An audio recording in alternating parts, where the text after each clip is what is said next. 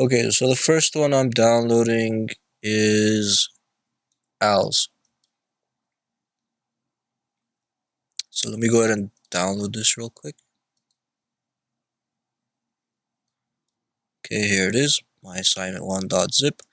I've downloaded it. Now I need to extract it. I've extracted it. Now we could delete the zip file and open this up. My assignment1 index.html, and this is what it looks like. Cool. Welcome to my page. And this is a portrait of Al, warrior angel, lorem ipsum, my hobbies and interests: bowling and billiards, playing online games, hiking and camping. Hey, sounds a lot like my hobbies, except I don't get to play online games much. Um, and also I don't really go bowling, so it's the only difference. I would have preferred if you guys put some actual text in here, but I guess that's okay. It's just we don't really get to know much about you with the lorem ipsum, except that you like bowling and billiards and playing online games and hiking and camping. But looks good. Just looks just like the template I've created. So you've got everything centered and got the heading. I'm guessing you have all the sections just like I had it arranged. H1, yep. Okay, nice job, Al. Thank you. Alright, let's move on to the next person. Looks like next person's gonna be Andrea.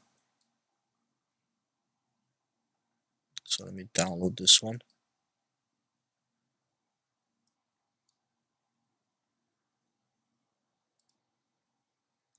Let's create a folder here. Student work.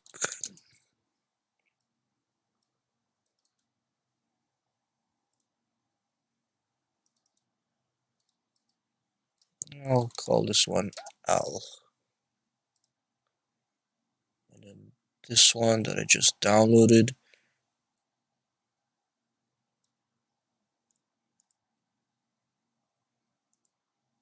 Wait, sorry, that's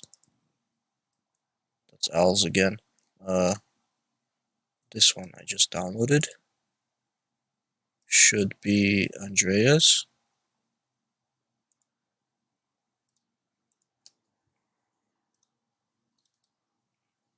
Let's take a look. Cool. Okay, so obviously the image is missing, but let's see the rest of it. Welcome to my page. My name is Andrea Manesas. I think that's how you say it. Born and raised in the Philippines, currently living in Panorama City. Eldest child. I have a younger brother and sister living in the Philippines. Growing up, always shy and very introverted, but changes over the years. Currently studying in LAPC. Hey, that's a lot what everyone else is doing in this class. And I'm taking graphic design. Since I started to learn graphic design, I've come to be more proud of myself that this thing I'm learning right now, I was able to do it. Learning graphic design gives me happiness and well, you'll feel a lot more happiness and fulfillment if you can actually master web development in addition to graphic design. So it's gonna start with this HTML and CSS, and then you're gonna start learning programming, and before you know it, you'll become a software engineer making like 150,000 a year, because there's a lot of need for software engineers coming in the future. So the image is missing because, let's see, you've got, it's looking for an image inside the images folder called 288, just a bunch of numbers, .jpg. And the reason why we can't see that is because there's no images folder and no image in here. So remember, this is why we're creating, for every assignment, we have a folder And in every folder, we have to have all of our files that are required for the website.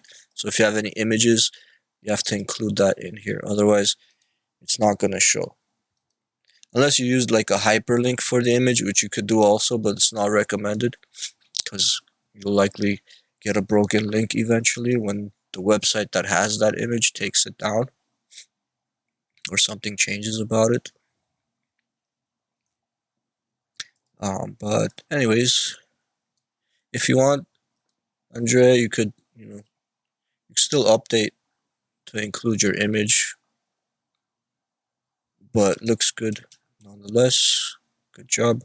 Thanks for the information. Um, I know it's, I mean, it's fine centering everything, but when we have long paragraphs, just as a graphic design rule, it's better to left align a lot of text and keep centered text like this for just like headings and small quotes maybe. For longer paragraphs, we should use text align left. So let's go to the next person. So next will be, why did it get rearranged? Anyways, next will be Leandro, who's not in our night class, but I'm sure he's watching these videos. Let's put this in here. So this one, call this one Andrea, and extract this one.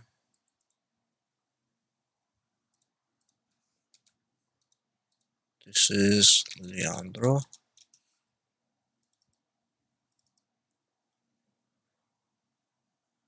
And let's check it out. About me. Cool. Now we know what Leandro looks like. So this looks good. He's got a border around the picture. Wanderlust. Wanderlust. A strong desire for or impulse to wander or travel and explore the world. My hobbies and interests: traveling, watching movies, listening to music, outdoor activities. Yeah, I think we all have wanderlust, right? I don't know anyone that doesn't want to travel the world. It's just we need time and money to do that. Hobbies and interests. I would left align this as well. Kind of weird having it centered when the bullets are aligned like this.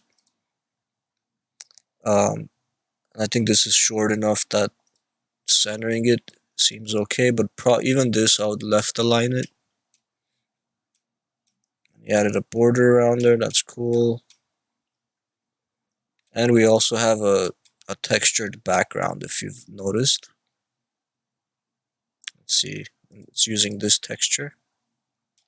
It's hard to tell, but if I zoom in, maybe you can see it's like a wall texture, like stucco. Makes it a little less boring because there's a little bit of texture. Anyways, it's a very nice job. Let's move on to Dolly.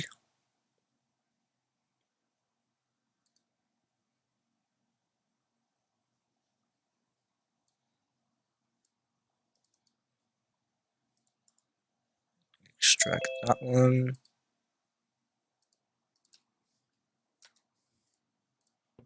Let's check this one out.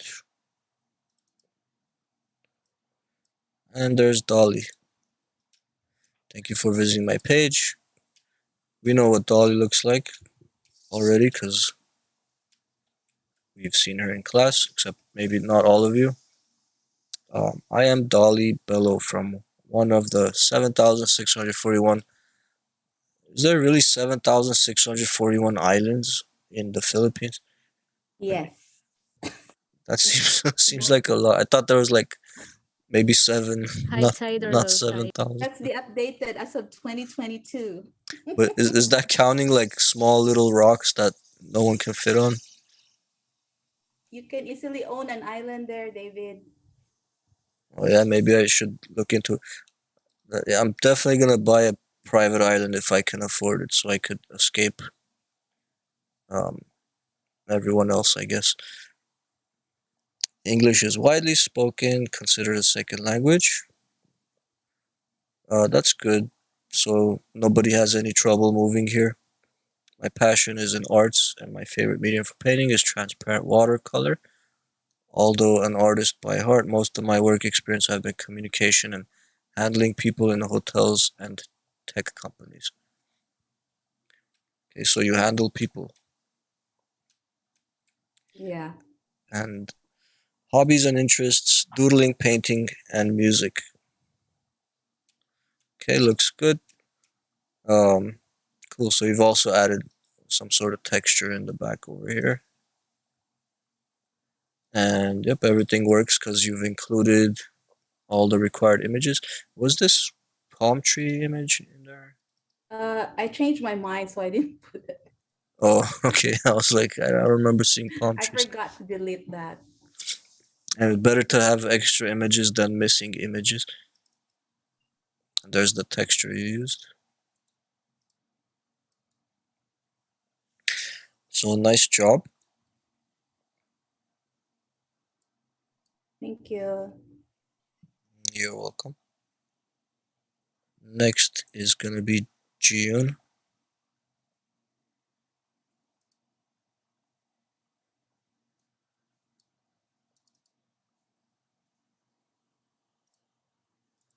Extract, extract, delete, and let's check it out. Cool. Hi, I'm June. Thank you for visiting my page.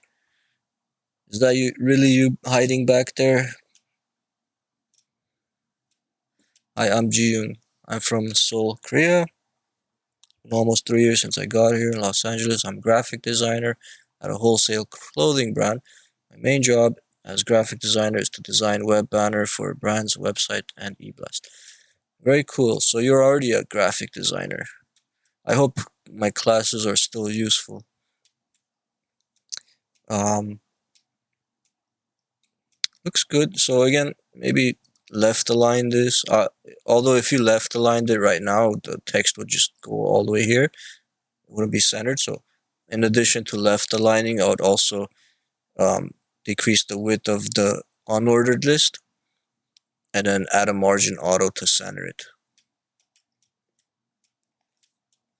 Right, because if you look at it now, it's we've got the UL, we've got our styles. Right, nothing for the. Let me see if I could add it through here. Yeah, I think I could. Yeah, we could add.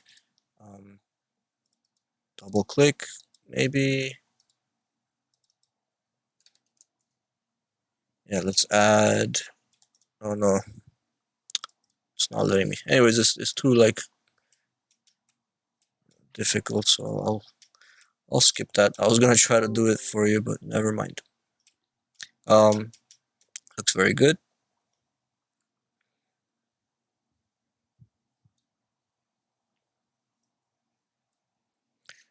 Let's look at uh Edelvan. We haven't seen yours yet.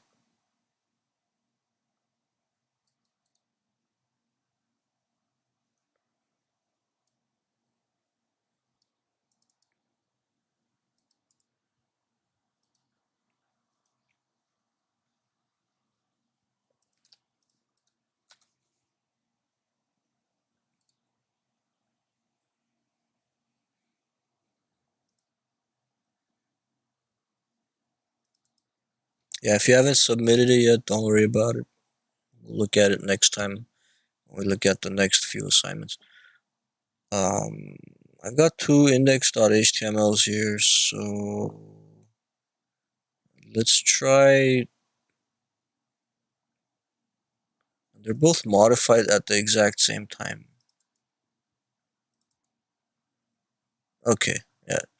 This one looks like this, so we won't look at that one. We'll look at this one instead, which looks like this. And here's Edelvan with one of these little monkeys. Um, how hard is it to smuggle one of those into the United States? My name is Edelvan, nickname Van. Experience with project management using traditional and agile methodologies, hands-on involvement in software development lifecycle stages from planning, design, architecture, wireframe, design patterns. Okay, so you're a pro at this. You probably know more than I do. Involved in data science work, extracted data from various resources, develop it to meaningful and useful data through visual presentation, interactive applications using visualization tools, hobbies, eating, playing badminton, playing Mobile Legends, trainings attended, global project management standards, training, customer insights, unboxing, marketing, Google Analytics training, event management certification course.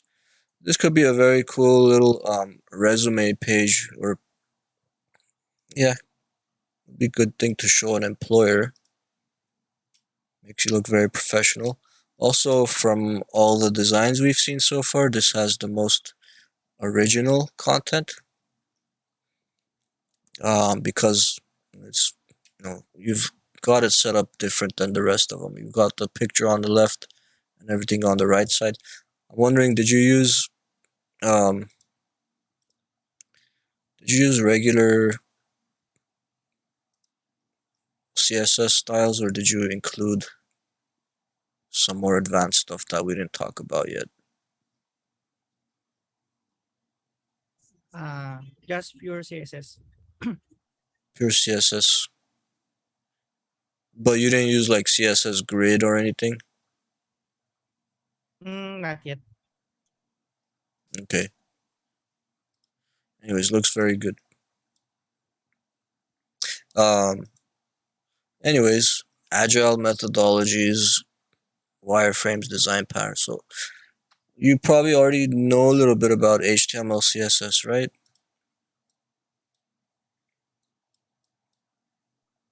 It's a long time ago since Ah. I'm coding, so it's a refresher for me. So Oh, you haven't been coding lately?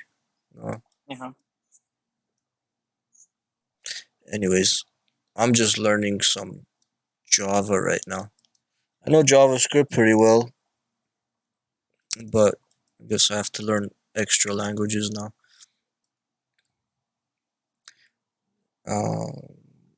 Very me, I'm nice. start exploring. I Python. I'm start exploring again into programming. Ah, yes, Python's pretty popular.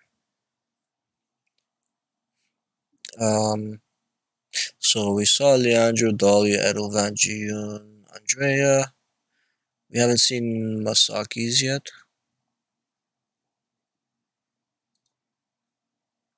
Okay, Masaki has just the index.html. It's not actually in a folder, but maybe it's self-contained. Nope, not really. Also, looks like the image is missing. Well, obviously, the image is going to be missing because we just have an index.html here. Let me put this in here anyways. Create a folder there called Masaki. Put that in there. Let's also create a new folder here called assignment 1. Let's stick all of these in here. Okay, so let's see what we have here. About me, bone and born and raised in Japan. You mean Nagoya City when I was kids, inspired by U.S. music because I had been dancing for 12 years. Grew up listening to Jay-Z, Michael Jackson. Also learned fashion from them. That's why I came to LA. The number one reason is to connect people working in fashion industry. Yeah, Japan has very cool fashion. Um, Also fan of Michael Jackson, and I don't know about Jay-Z. More into other rappers, but he's cool too, I guess. Um, I would left align this. I would make sure this image, which looks like unknown.jpg, we should include in the folder. So make sure you have your picture stored. Make sure you have a folder. Make sure there's all your files that are required put together so you don't end up with broken images. Also, if you had the alt attribute here, alt equals, I don't know, Masaki, maybe it's a photo of you, then at least people would know what picture is missing by including the alt attribute. That goes for everyone. Try to include alt attribute. Just make it a habit. Even though it's not required for the thing to work, it's still, forward thinking. Okay, let's go on to Katrina.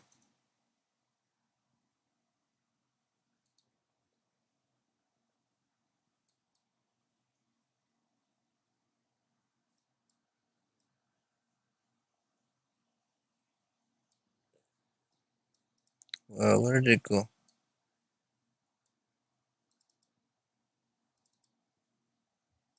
There it is. Okay. Put this in here. Extract. Extract. Delete. And let's make sure, call this Katrina so we know whose it is.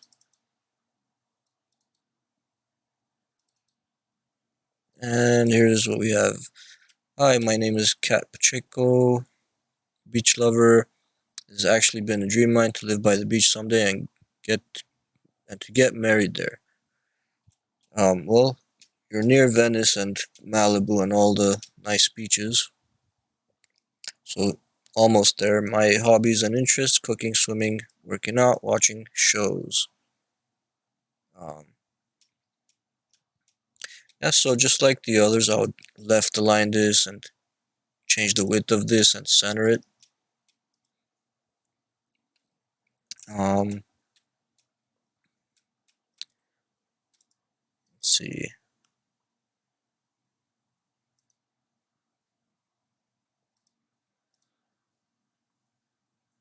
I'm wondering if I could attempt this again. Oh, you didn't include. Oh, you did. Okay. I thought it was external styles for a second, but it's internal. Let's see, this one's a little shorter than the other one. Maybe I could successfully add something in here. I never understand how to edit these. Like right now, it looks like it's editable, right? We could maybe type UL. Yeah, there. As soon as I press return, though, okay, maybe I have to press Shift return. Nope. Yeah, I don't know how to go down to the next line without getting out of the edit mode. So here's the UL. We're gonna say width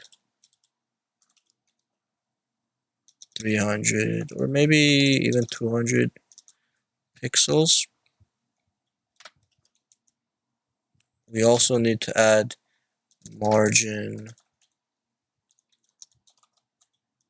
auto, and we also need to add text align left. See how that changes it. Yep, there we go. So that's how I'd fix it. Maybe we could even shorten it to like 150 pixels because 200 might still be too little. If we lowered it to 100 instead of 200, it would be more centered. Let me try. Let's open up the style. Try changing this to 120 maybe, or 120. There we go. I think that would look better. But very nice job, Katrina. Good job. What do we have left? Looks like Tracy and Al. We haven't seen yours yet. Wait, no, Al. Al, we did see, huh? Yeah. So Tracy. And again, if anyone has not turned it in yet, just turn it in as soon as you can, and then just let me know when you've turned it in so we could look at it. Doesn't have to be today. So extract,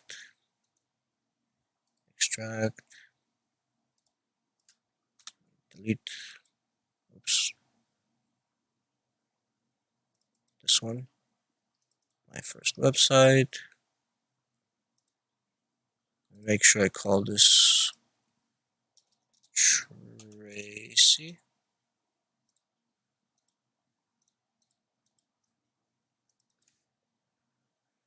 And let's check it out. Okay, looks like we need to center it and fix the broken image, but maybe we can. Did you include? Yeah, looks like you included a PNG here, so maybe we could fix that. Let me see why it's broken.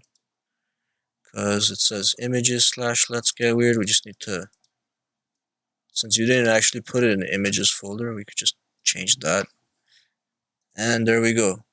There's the picture. And let me just center it so How did you do that on my? How did you do that again? I just took out the images forward slash. Images slash. Yeah, you put for the image source, you put images forward slash let's get weird, but you didn't actually have here. Another way to fix it would be to actually create a new folder called images, like how you spelled it. I believe it's not case sensitive, but I'll make it all caps anyway. And there you go. So another way to fix it is to make an images folder and put your image in there. Since you put images forward slash, it's looking for an images folder. Other thing I would do is put margin auto on the where would we put margin auto? I guess on this div. So we could open this and just put a margin auto after width 500. Width, sorry, margin auto. There we go. Okay, so now it's centered. Also, just because it's really hard to read with the black on that dark blue, so either make that dark blue like a lighter color, or we could change the font color everywhere to white. Actually, what's this? There's a button. Oh no, that's an input. Yeah, so I'll change the font color to white by just adding to the body, I guess. Right here. Let's do color hashtag FFF for white. There we go. Much more readable now. Okay, so let's take a look at it now. Thank you for visiting my page. Let's get weird. Is this something you made in Photoshop?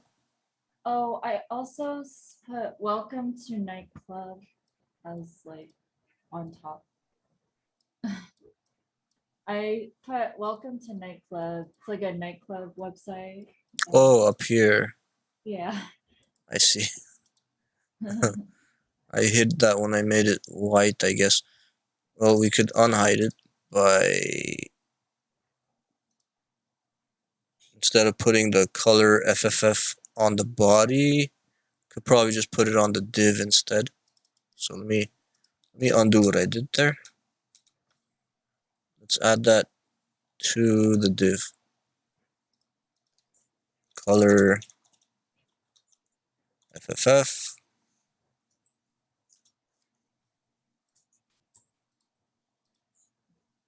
Oh, and maybe center that H1 as well. So we could go to that H1.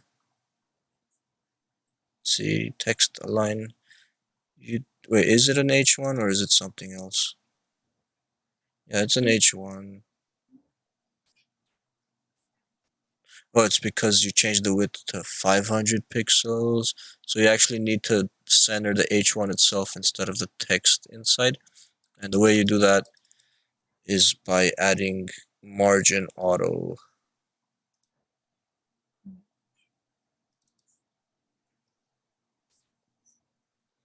H1 margin auto. And to answer your question, yes, I made that in Photoshop. Okay, cool. We were looking at. I don't see any new ones submitted. Let me refresh. Yeah, we already saw all of them. Let me see what's turned in for assignment 2. I've got 7. We could start looking at assignment 2. But maybe I'll save that for later.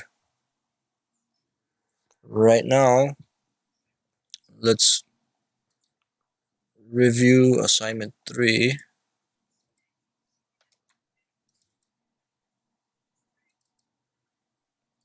Right, so I wanted you to create something like this, top 10 things to watch, and just have a little navigation that we can click on that takes us to each of the movies.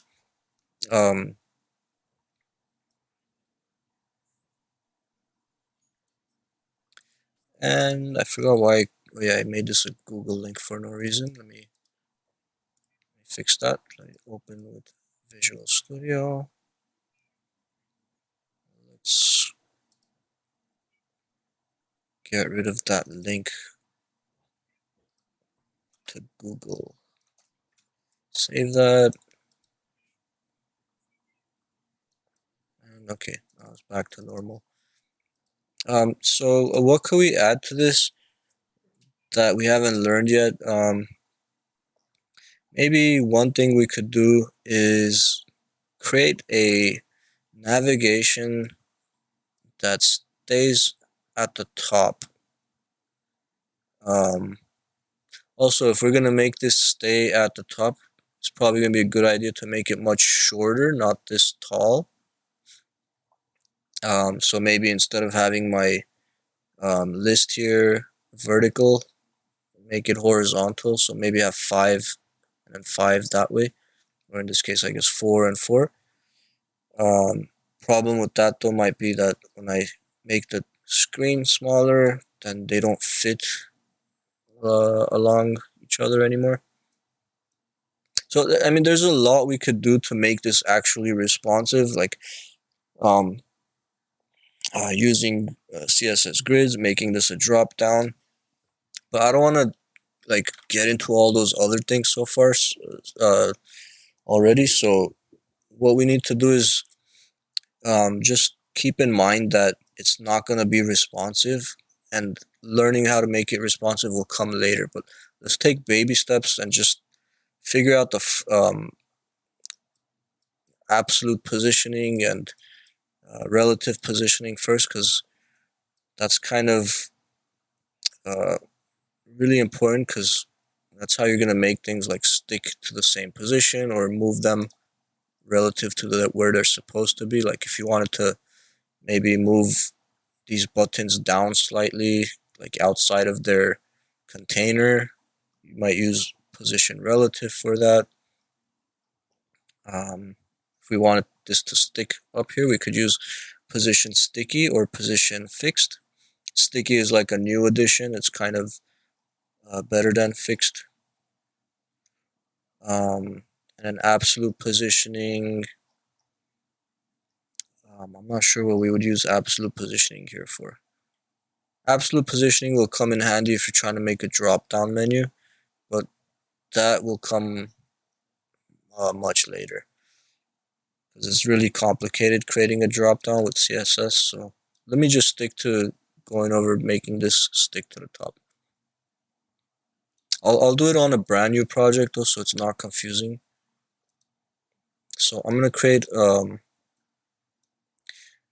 okay, I'm scared to go over this with you guys because I know you're gonna be confused.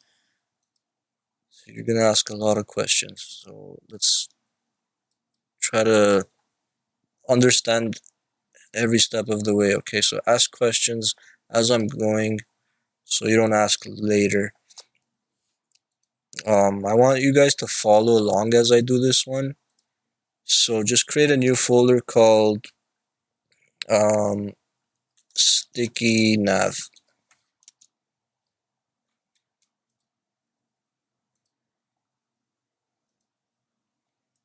Make a new folder called sticky nav, and then open that folder with Visual Studio Code. And keep it organized wherever you're keeping your projects, or maybe you could just put this on the desktop if it's gonna be temporary. You could always delete it later because it's not gonna be needed. You're not gonna turn it in. It's just like a you're gonna follow along just so you could understand this better. So just make a new folder called sticky nav, open Visual Studio Code. And with Visual Studio Code, you're gonna click File, Open Folder, and open that sticky nav folder.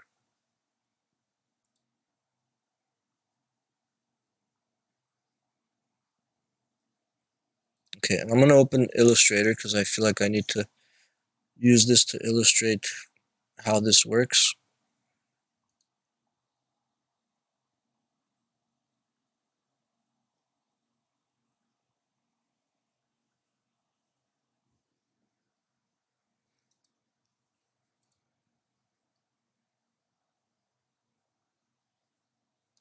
Okay, so I want to talk about CSS position property.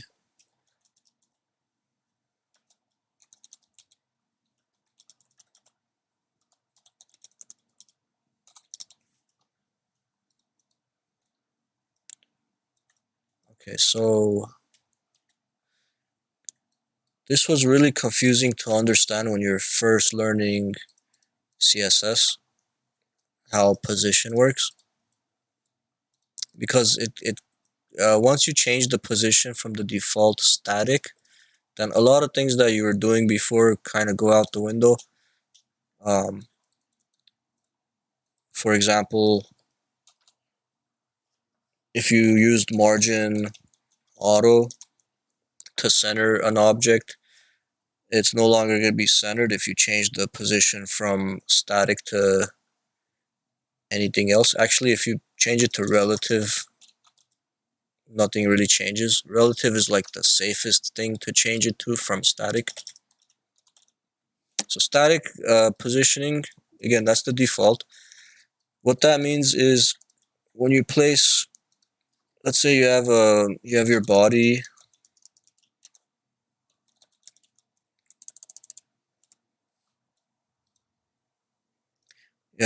tag. Inside the body tag, you have an H1.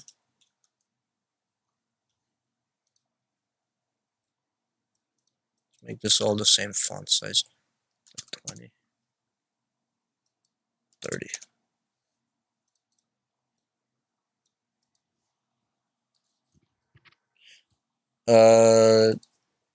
Can you guys all hear me? Everyone's saying you can't hear me. Yes, I can hear.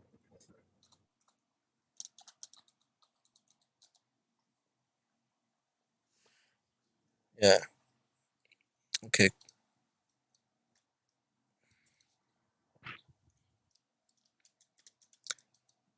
Alright, so let me space these apart more.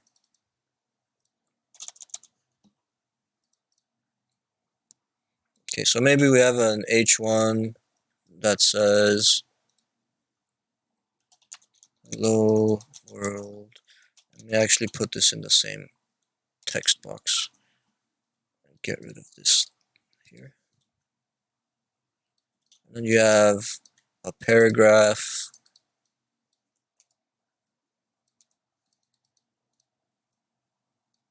And inside the paragraph, maybe you have some lorem ipsum.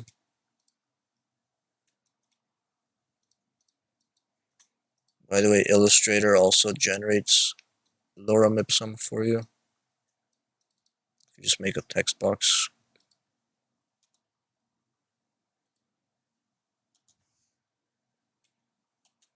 Let's left align that.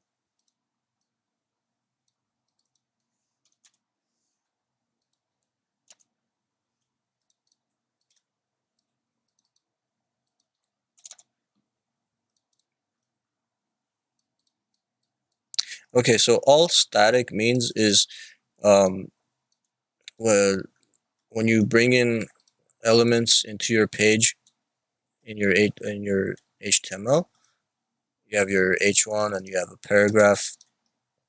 Then that's how they're gonna show up on the actual page. So you're gonna get your hello world, and after that you're gonna get your paragraph text loops.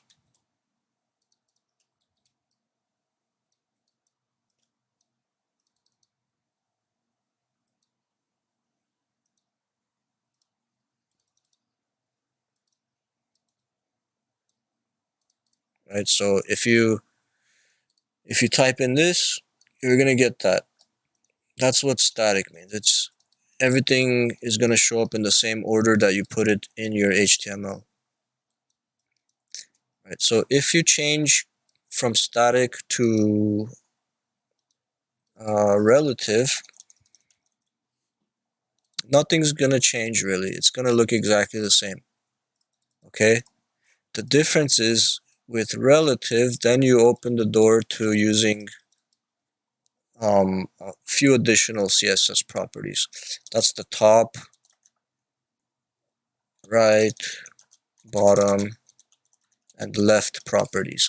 So these are CSS properties that you normally can't use, but once you change from static to something else, then these become available.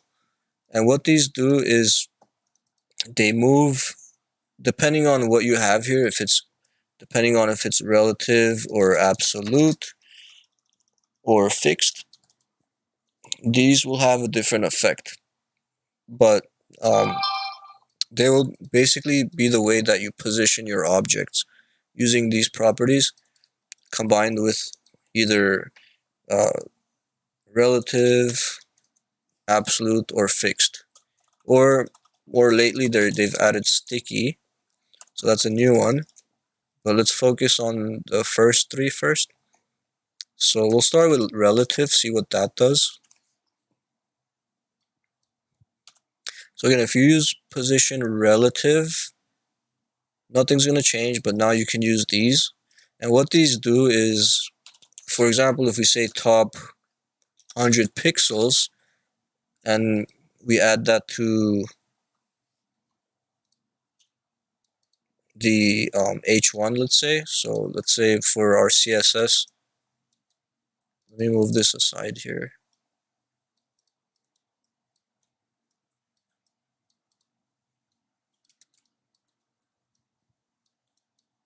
So say this is our page.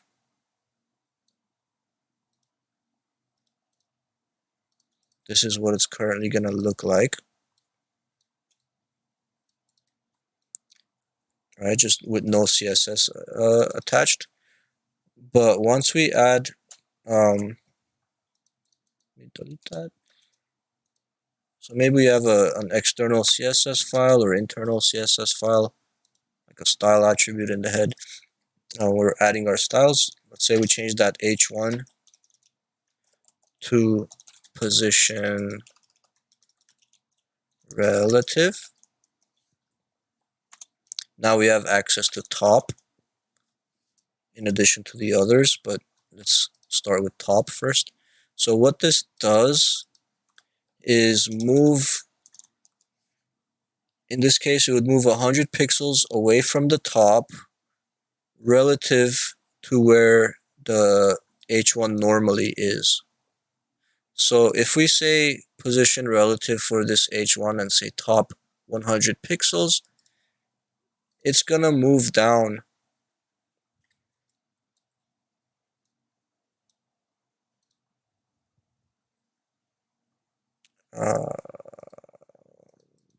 this one.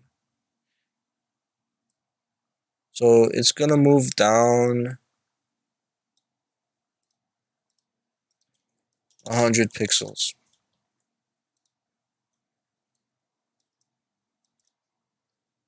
Right? So what might happen if you did add this to your page is instead of looking like this, to scale this down.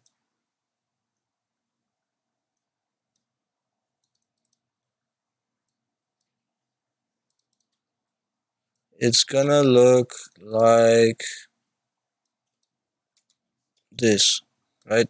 You might end up with some overlapping, right? Because you're moving this down 100 pixels. So what's gonna happen to that H1? It's gonna move on top of that paragraph because you're saying top 100, which means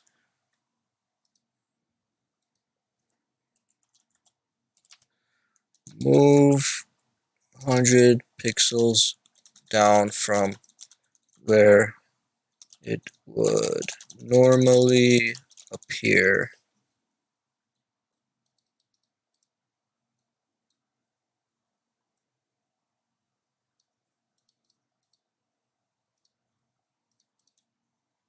Okay, so top 100 pixels on position relative will move an object 100 pixels down from where it would normally appear.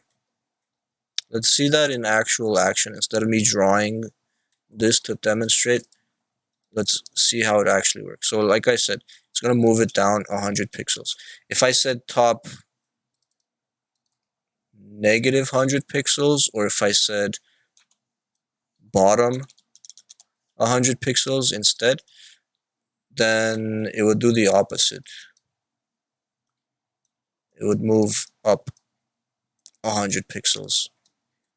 If we said bottom instead of top, or if we said top and we used negative 100 pixels, it would move in the opposite direction. But yeah, let's see it in action. Okay, I haven't created anything yet, so this is your chance to follow along so you could actually cement it into your head by actually trying it yourself. So create a new file called, let's just call this one position.html, and type in your exclamation tab to get your basic HTML structure.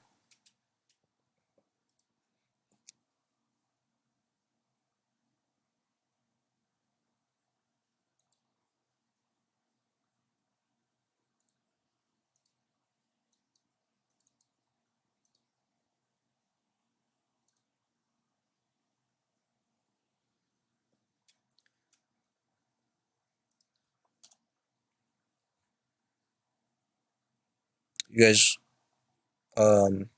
ready to continue? So I just have a new folder that I called, what did I call it? Sticky nav. And inside there I have a file called position.html. That's all I have so far.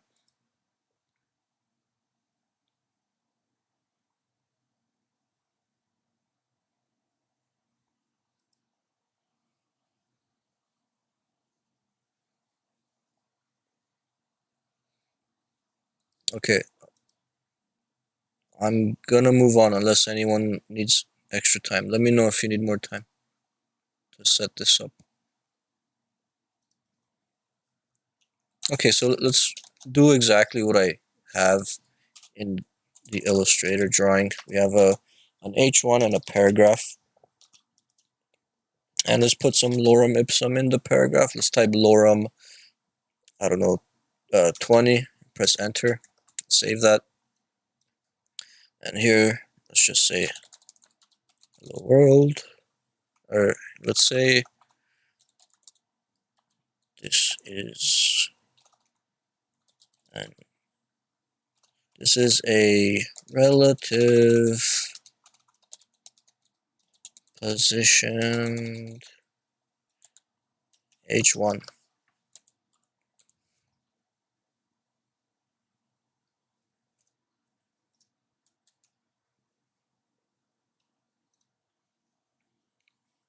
Alright, so just make an h1 and write this is a relative positioned h1, and then add a paragraph with just some lorem ipsum text. Remember to add lorem ipsum, just type lorem, the number of words you want, and press enter. And if you have Prettier installed, it will reformat it for you, make it look nice. I hope everyone's got Prettier installed by now. It's not like absolutely necessary, but just makes your code look nicer looking and easier to manage. Install Prettier and go to edit or file preferences, settings, search for format on, and then turn on format on save. So every time you save, Prettier will format the document. And you could also press Command Shift P and click format document. That's another way to do it. If you press Command Shift P, nothing happens. You might have to click format document, and it might give you a drop down asking you to choose a default formatter. That's where you would click Prettier, and from that point on it should work fine. I think it's always gonna have a conflict in the beginning because there's two formatters. There's one already existing, and Prettier is the second one. So you have to choose a default one. Make Prettier the default one, and then you should be able to use it. Okay, anyways, let me save this and check it out here on the side.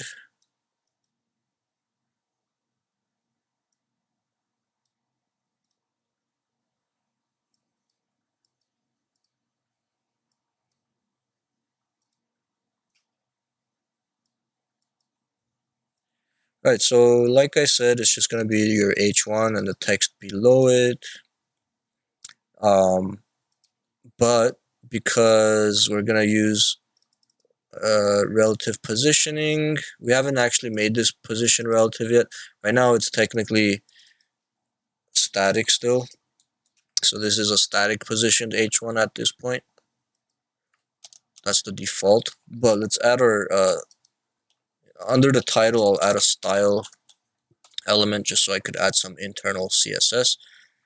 And we'll say H1 position, not inherit, but relative. Right. As soon as I save that, you'll notice nothing is changed because, like I said, relative positioning does not really do anything unless you start using top, right, bottom, left, or right to do something about it. So, actually, before I do this, let me just show you that top 100 pixels will do nothing. So I save it, refresh, nothing's changing. Put top 500 pixels, nothing happens. Try bottom, nothing happens. Left, right, nothing's gonna happen. So at this point, we can't use these. But once we add position relative, then we can use top, say 100 pixels. And what happened? This moved down 100 pixels. Like I said it would. So instead of being in the order that it would normally be in, if it was static with the H1 and then the paragraph, now since we moved this away from the top 100 pixels, now it's below the paragraph. If I move it, say I moved it 20 pixels, 30 pixels, 50 pixels. See, I could get it to like overlap with the paragraph. That's what relative positioning lets you do. I could also, instead of top, I could say left, say 200 pixels. Now it's going to move away from the left 200 pixels. So normally it's here, I moved it away. So if I say left 0, it's going to go back to where it was. If I don't put it at all, it's just going to be there. But adding left 20 pixels moves it 20 pixels that way. 50 pixels, 50 pixels. 1,000 pixels, 1,000 pixels. You can also use percentages like 50%. Now it's halfway across the page. If I said 100%, it would be pretty much the length of the page that way. So if I make the page, no matter how long I make the page, it's always going to be 100% to the right, because I'm moving it 100% away from the left, which is 100% of the width of the page. So it's all the way there. The only way to get to it is if I scroll.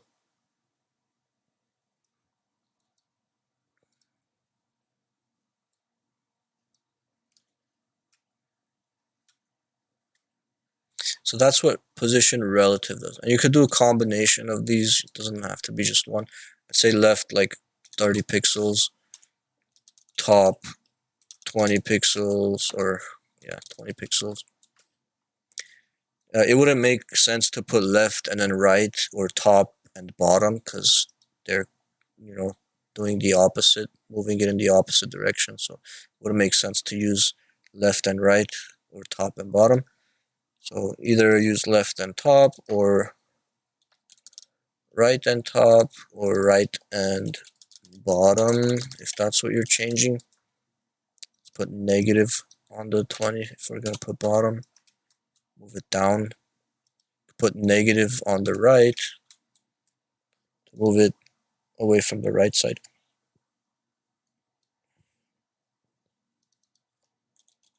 Although it's left aligned, so it makes more sense to move it from the left, because then you could actually measure how far it's moved. That's 30 pixels right there. And it moved 20 pixels down from where it normally is. Alright, so does that make sense what position relative does and what the top property does? Any questions on that?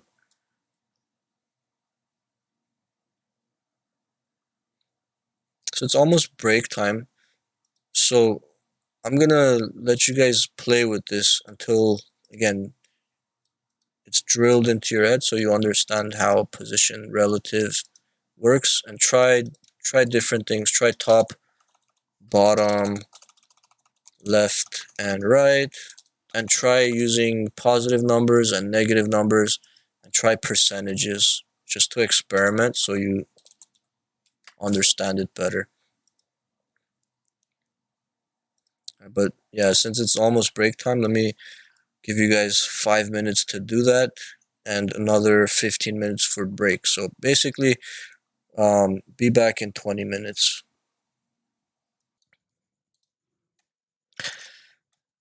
Okay, so position relative. Again, the default is going to be static, which just means bring in your elements in whatever order that they come in the HTML. So if your HTML looks like this, then you're going to get an H1 that says hello world, and then you're going to get the paragraph afterwards. But if you change position to position relative, it's still going to look the same unless you start adding top, bottom, left, or right to move things around. So, and try to remember, like, everything is kind of the opposite of what it says. So top moves something down unless you put negative. So top 100 pixels moves an element down 100 pixels. Bottom 100 pixels would move it up 100 pixels, so it's sort of like you're moving 100 pixels away from there. That's what it means. Right, so position relative, enable the use of top, right, bottom, and left to move an element relative to where it normally would be positioned. So if it's here, you say top negative 100 pixels, and this is gonna move up.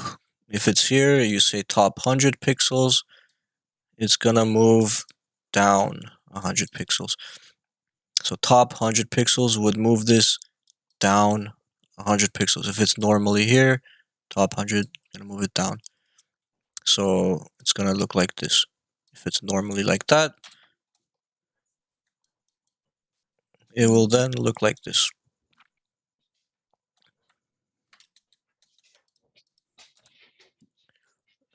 Anyways, I hope you guys had time to experiment with that so you kind of understand it better. Hey, Rocky.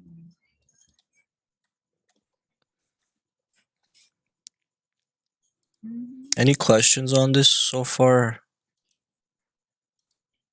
So here we've got the H1. Let me turn this CSS off. Normally it looks like that. Excuse me. So you're saying that's counterintuitive? So top means bottom, bottom means top? Yeah, think of it as move 30 pixels away from the top. Okay. Okay. Away Away. from top. That's so interesting. It's like, Yeah, I know it's kind of, that's why that's why I'm trying to like let you guys experiment so you really get it. yeah. Okay.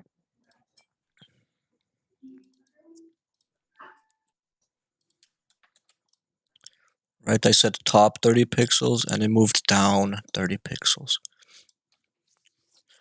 If I say left 20 pixels, it's not gonna move to the left, it's gonna move, oops, it's gonna move to the right 20 pixels. So the only time you would use position relative, I mean, actually, it's hard to think of all the different situations you might use it in. But one situation might be like if you have some kind of a logo in your header, maybe let's do one real quick. I'm gonna create a PNG of actually I'm not gonna create a PNG, I'm just gonna find a picture. Logo.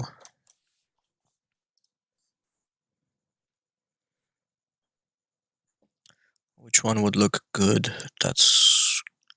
I want to slightly offset a logo from the header and have it like overlap the container that it's in. I've seen this done on a paper airplane logo. Think the book lesson maybe went over that with the paper airplane.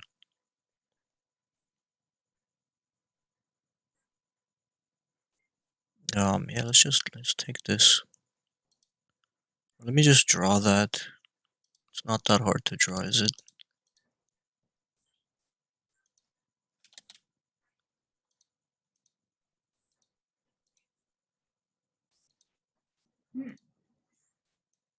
Hmm.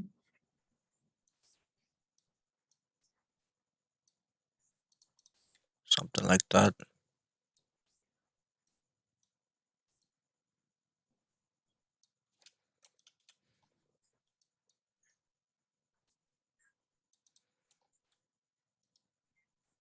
Yeah, so here's my paper airplane logo.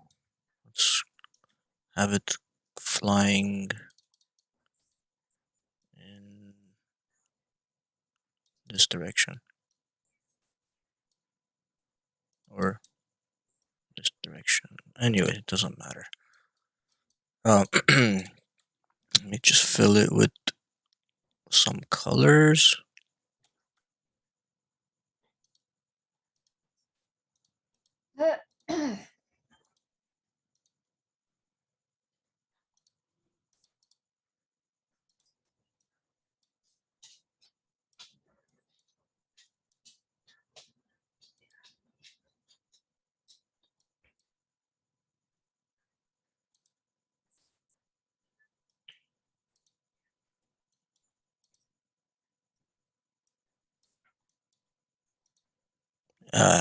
Anyways, let's make this side a little bit. Okay. Then we could get rid of this.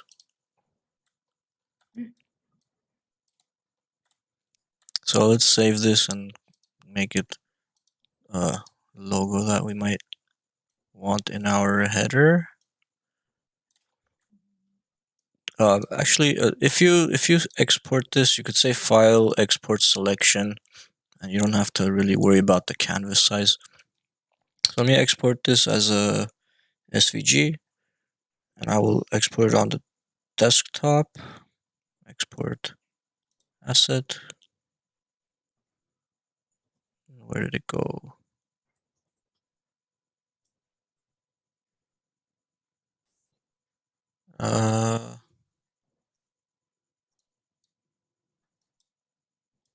Oh, it should be in a folder, huh? So yeah, it's in this SVG folder. Let me see what it looks like. There's our logo. Let me bring that asset one into the sticky nav. I'll just put it here with the whole folder. Oh, why can't I move it?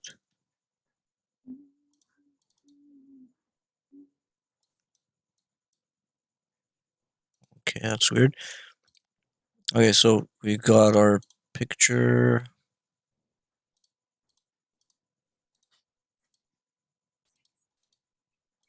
What's going on here? Oh, what happened to my HTML file? Oops.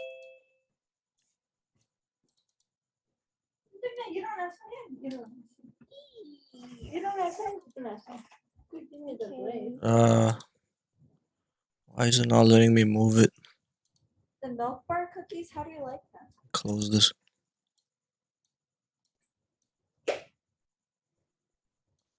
Action can't be. Why? Close that.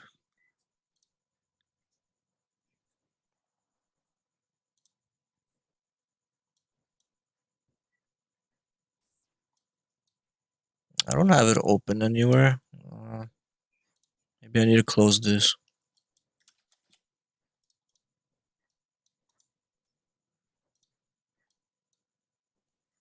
That's really annoying. I don't know why it's not letting me move it. It's saying I have it open in another program. I'm just gonna close this too. There we go. That was annoying. Okay, let me open this with Visual Studio.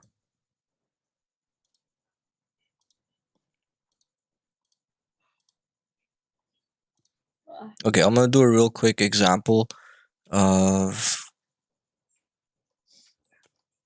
I'll add at the top. I'll create a nav, and inside the nav, I'll put an image. I'll say source equals svg slash asset1 dot svg. Let's I'm gonna rename this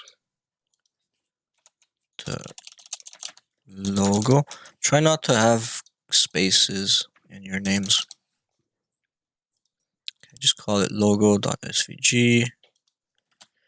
Alt. Make it a habit to include this alt tag, even though it doesn't really affect the look of it. Paper airplane.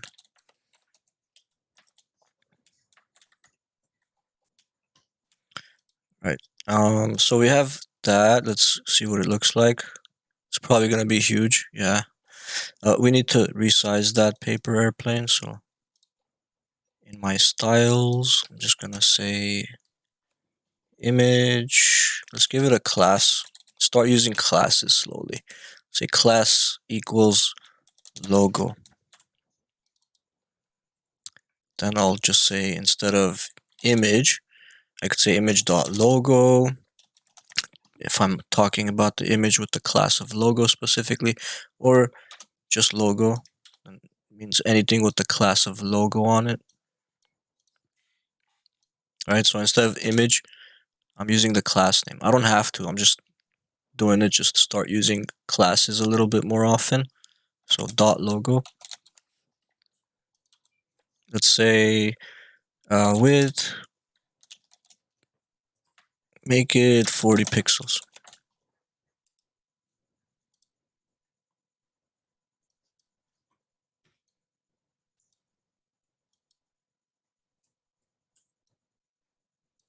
Let's hide this for now and open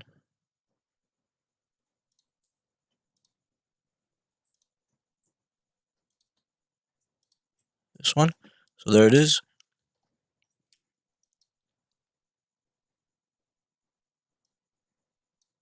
Let's give that navigation a background color. So nav background color. What would go good with that? Maybe some like a light orange color, like this coral, a little bit lighter. And let's get rid of the default margin and padding on the body.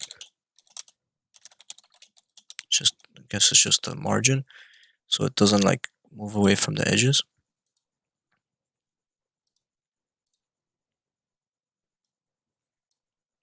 And okay, so I'm thinking this logo would look cooler if it was like sticking out of there a little bit.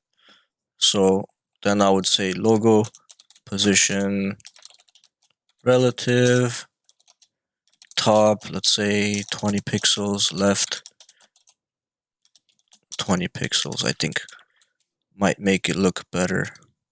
Position. There we go. Maybe that's a little too much. Let's do 10 from the top, maybe 15. Alright, so that's a situation where you might want to use relative positioning. If you want to do that with your logo, have it stick out of the container. Can you show us a recording for today's lecture? And Yeah, I'm recording now, so you could always watch this later when I post it.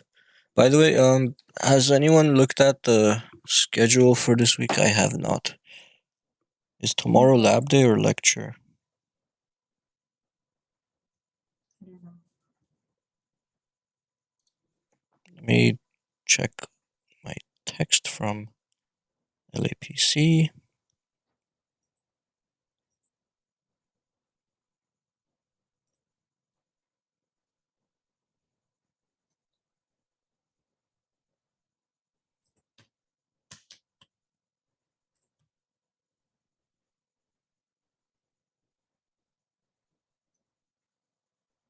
I can't find it. Anyways, if anyone knows what the schedule is, tomorrow lab day or lecture, let me know. Change the width of this to 60. Make it a little bigger. Yeah, so that's what I would use position relative for if I was going to use it. Just to move something. You can see I got it like closer to the middle there. Looks a little bit cooler. Maybe I could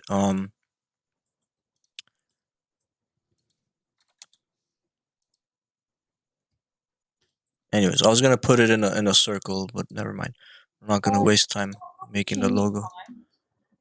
font. Huh? Can you show us how to paste fonts? Like how to paste the fonts, like how to change that font. You don't paste fonts, so it's not pasting. It's if you're gonna change the I know font, You can you're change. You can paste it on from Google Fonts. You showed us last time. yeah, but you're not actually pasting like the text. You're pasting the code to import the Google font. So you're talking about fonts dot google .com. Let's say we want to bring in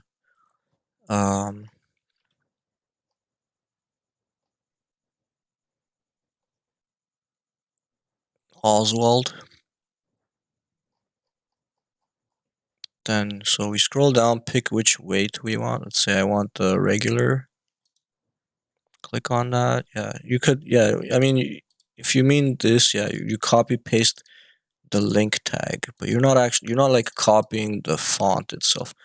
you're copying the link tag and you're pasting that in the head of your document. You mean after? Just like in the head, anywhere in the head, it doesn't matter. Okay. So it just has to be inside the head element. These two are, I don't know what the pre-connect, it's just, I'm guessing this is to make things load faster, but really it's this that you need. Okay. It says href equals, and then it links to the Google font, and then it has some extra information here. Family equals Oswald, display equals swap, rel equals style sheet. And then if you actually want to use this Oswald font, you have to check on Google Fonts what it's actually called here. It says CSS rules to specify families is font family Oswald. And then sans serif is just a fallback. So then I would put it here. Font family Oswald. If Oswald doesn't work, it's just gonna be a sans serif font. That's how you add the Google font. So you just paste it on basically. Yeah, paste this in the head, or you could switch to this method at import, and you could paste that into your style sheet, your CSS. Great. Cool. Thank So you. you could paste that here instead. I don't know if it has to be in an external style sheet or if you could just paste it here. But either that one or this one. If I delete that one, I could probably just keep this one and it'll still work. Hmm. Yeah, it still works. So it's the Oswald font.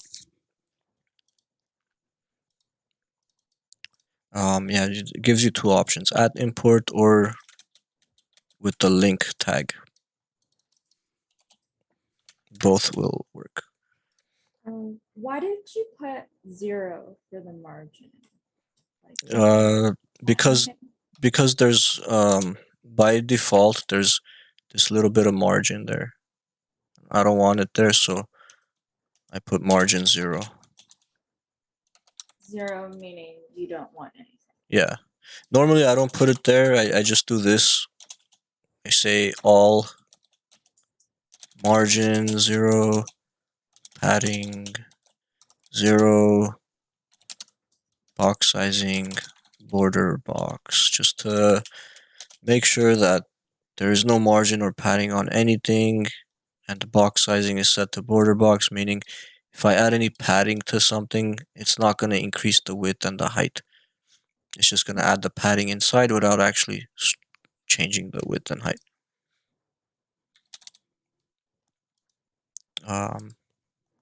Thank you. Makes sense. Cool. All right, so that's where you might use position relative. Now let's talk about position absolute. Would be the next one, I guess. So position absolute. Now this one is going to be really confusing.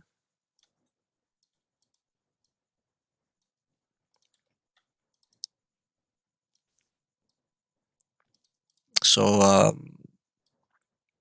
any questions on position relative, or that one is good already? We don't need to talk about that anymore. So relative means like Move something relative to where it normally would be. so it's regular. Basically. It's regular. Yeah, well, it means you could use top, bottom, left, or right to move something. The whole body. Not the body, but the element, you mean. Oh, okay. So where position relative.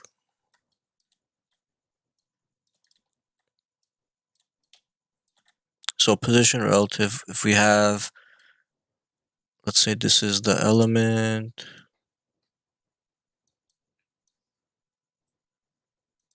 Just make something blue and another one orange or red or orange. So if you have two elements like this in your page, normally use position relative and you say top 20 pixels on this element. Let's say we're talking about this one. I'll make this one gray so it's like we're not touching that one. So position relative top 20 on the blue rectangle would make it move down 20 pixels.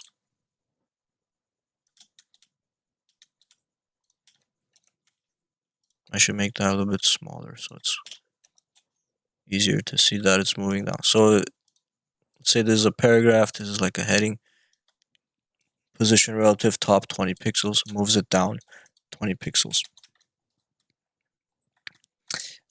But position absolute is a little bit more tricky to understand.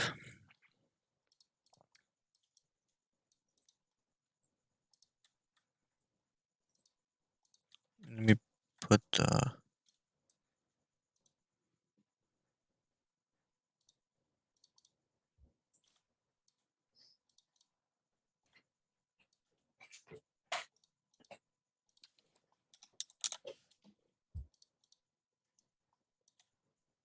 right, so position relative on this blue box here would move it down 20 pixels.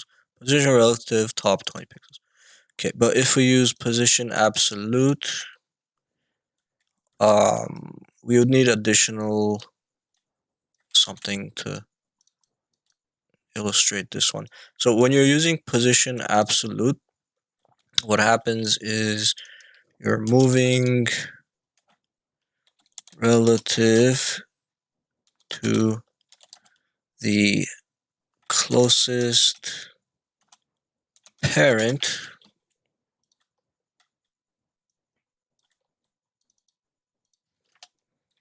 which has position property changed to anything other than static.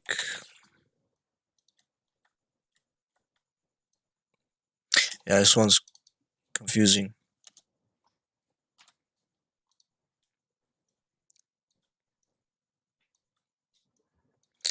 So position absolute will let you move something relative to the closest parent element which has position property changed to anything other than static. So it will mean that, let's say this is the parent for this element. Let's make it an orange, or yeah, let's make it this purple box.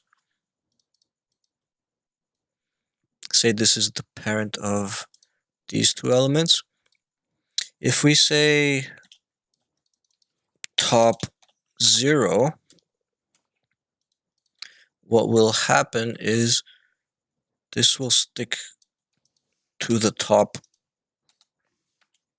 of the parent as long as the parent also has the position property of it changed.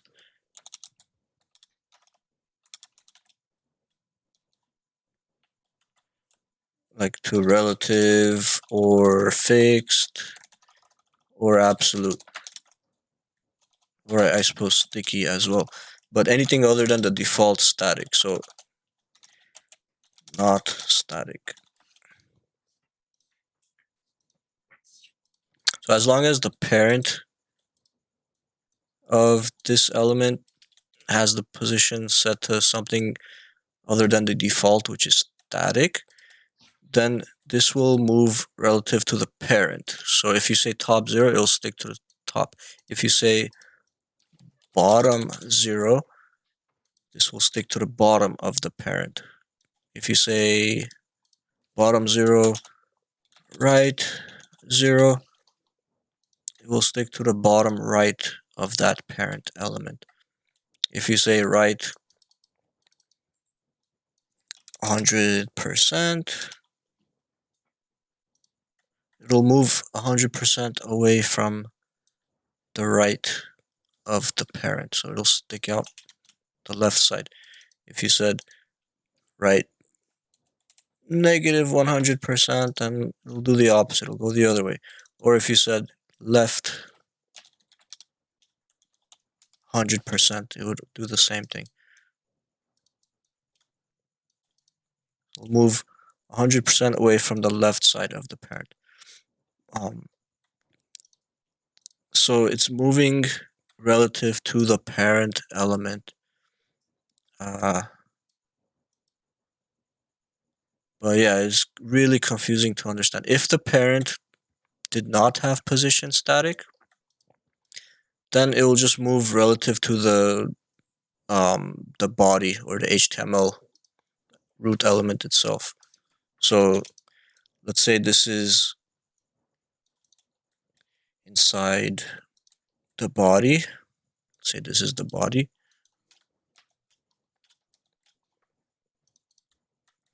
And this is static. Then this isn't gonna, if we say bottom 0, left 100%, it's gonna ignore the parent and it's gonna stick to the bottom of the body and stick 100% away from the left side of the parent. Or if we said left 0, then it'll stick to the bottom left of the body. It'll ignore the parent and move on to the body. So it's going to move relative to the closest parent, which has position property changed to anything other than static. If no element has position other than static, move relative to body.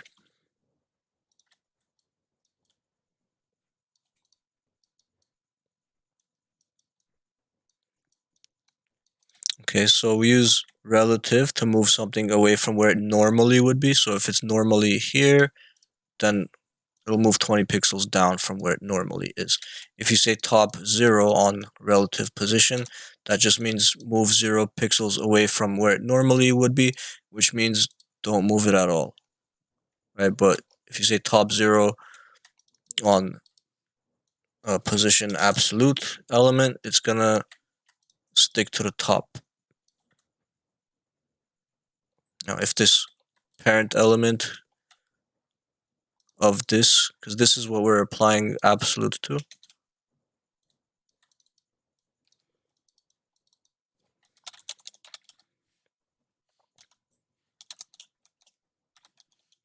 right? So imagine this blue box has position absolute top 0 on it. Then it's going to stick to the top of the parent element.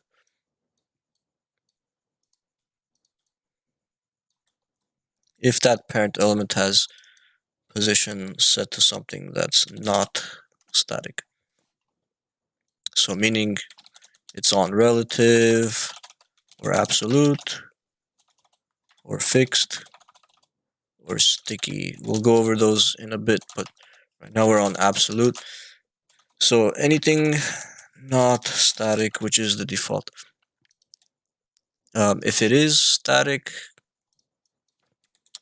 if this parent element of this blue box is static, then this box will ignore it and stick to the top of the body. Top 0 and left 0.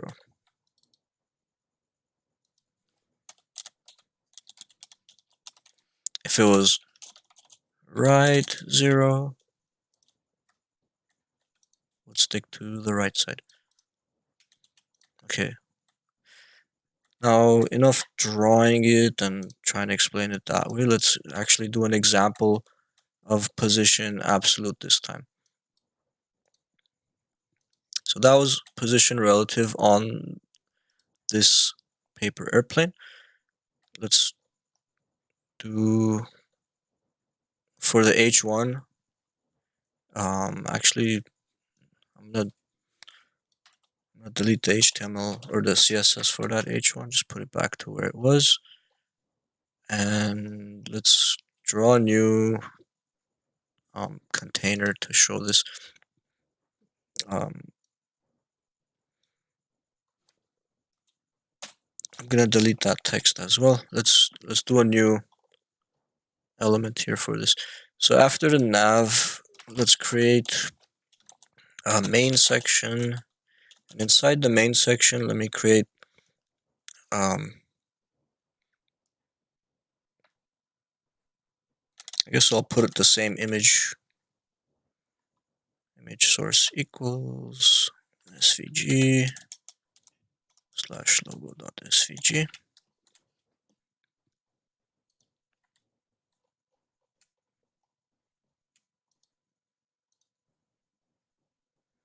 But for this one, I'm gonna give it class equals absolute positioned, or just call it apps ABS. Okay, so I'm gonna give that image a class of absolute, or ABS. I'm just gonna call it ABS, and then here let's say dot ABS. So whatever has this class of ABS applied to it. I could say image, since this one has a class applied to it. I mean, they're both images. This is an image, this is an image, but only this one has the logo class, and only this one has the ABS class. So I could say image dot ABS. Oops. If I only want to affect this image, or I could just simply say dot ABS, and it'll only affect this image. Okay, so for that image there, let's also change the width to make it smaller. I'll make it a little bit bigger than the other one. Let's make that 100 pixels. Let's make it 200. So this one right now is static. So that's where it normally would be. But we put it inside a main tag. And right now the position of the main tag is static, so it's just normal. So what would happen to this paper airplane if I put right 0 on it? Can anyone guess what's going to happen to this airplane if I give it a right 0? Where's it going to go?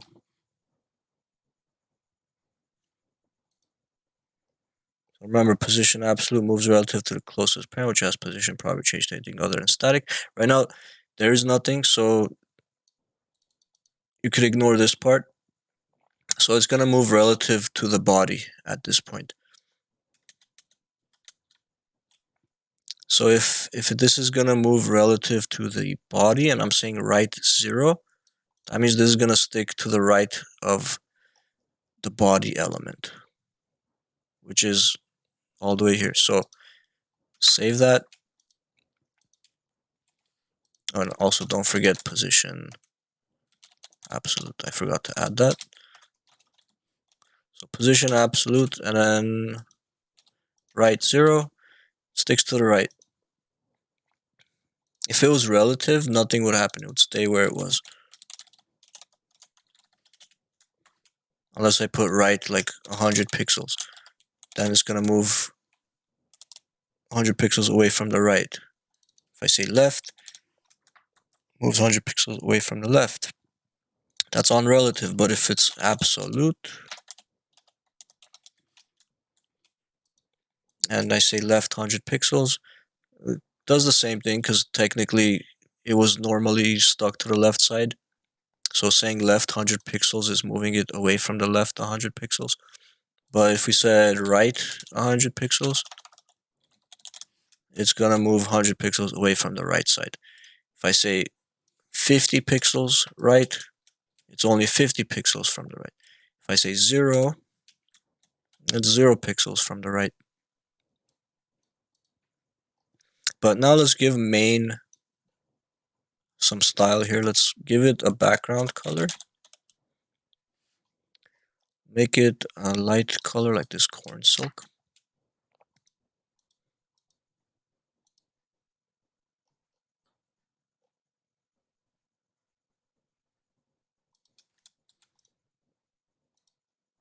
Is it changing to corn silk? I can't tell.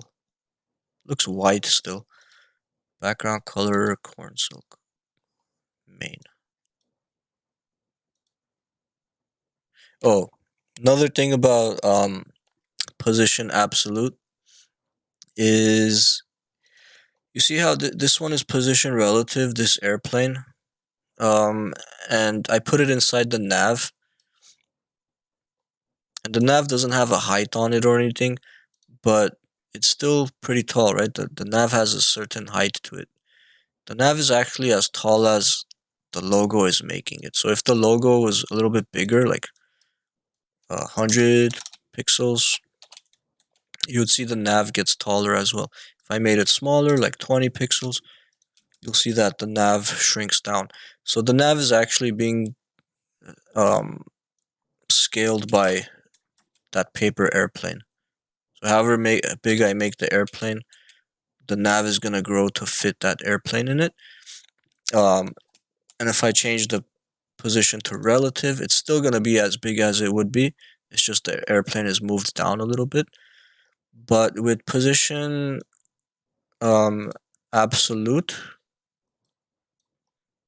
what happens is, let's take it out for a second. I'm going to remove position absolute.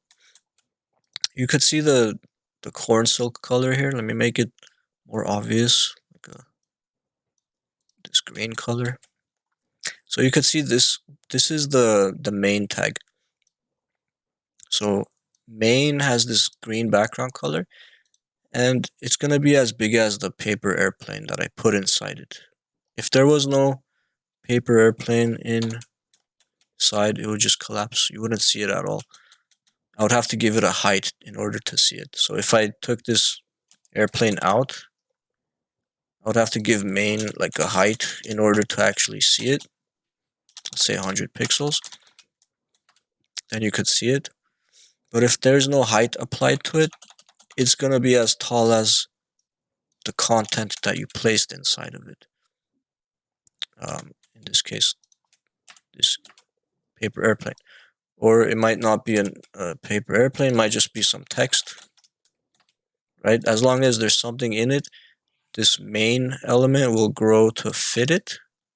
But if it's empty, it's going to have a height of 0. You're not going to see it at all. So add something inside of it to actually see it, or manually give it a height so you could see it.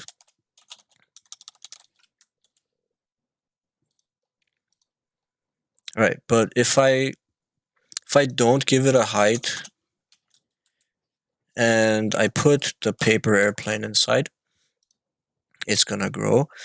But if I make that airplane position absolute, what happens is, let me take this out. What happens is the airplane kind of gets lifted off of the normal document flow. So it kind of becomes like a ghost, right? Normally you put something, like everything's going to have a height of 0 by default if it's empty.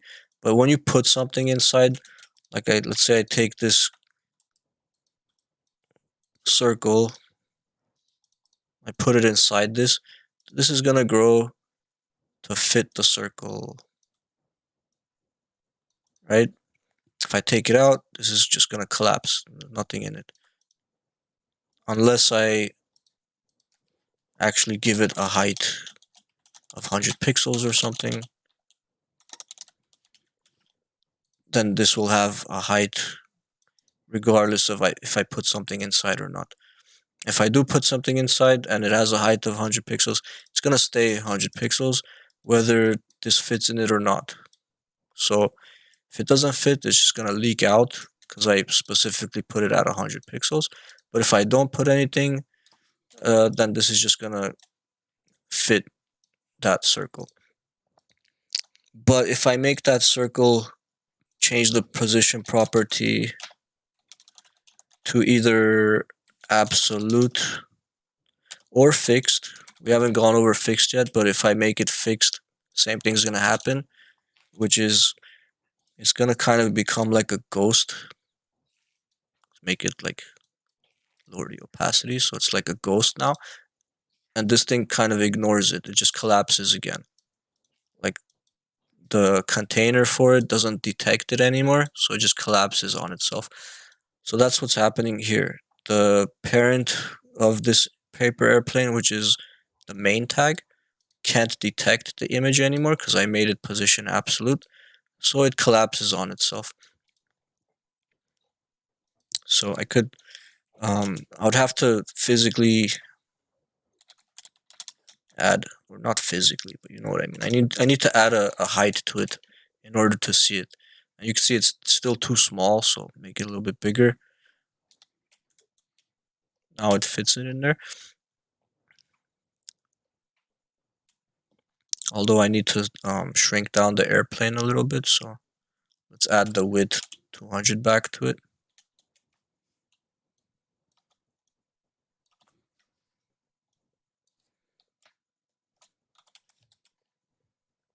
Okay. And we could make this a little bit smaller. Right, so absolute width 200 pixels on the airplane. We gave this main a height of 300 pixels. We had to put that because once I made this position absolute, it became like a ghost. Like I said, it became a ghost, and then main can't detect it anymore. So instead of growing to fit, it collapses. So I physically had to manually add a height to this container so we could see it. And now I could kind of demonstrate what the position absolute does, in addition to making this kind of invisible to its parent. I can say left, or not left, but yeah, well, let's do left 100 pixels. You'll see it'll move away from the left 100 pixels. If I say right 100 pixels, it's going to move 100 pixels away from the right. Let's make main a little bit smaller. Let's change the width to 300 pixels, or a little bit bigger, like 500. Okay. So notice how this paper airplane is still moving 100 pixels away from the right of the body. It's not moving relative to the parent. It's not moving relative to main, because position on main is static right now. But if I change it from static to something else, like relative, now instead of this moving 100 pixels away from the right of the page, it moves 100 pixels away from the right of the parent element, main. I know this is super confusing, but just try to remember, absolute is if you want to move something like in relative to the parent, and relative is just to move it relative to where it normally would be. Yeah, I don't know any better way to describe that or explain it, but yeah, so because a lot of times you're gonna have containers for objects, and you want to move that object that's inside maybe to the top left or to the top right or bottom or there, or you want to center it.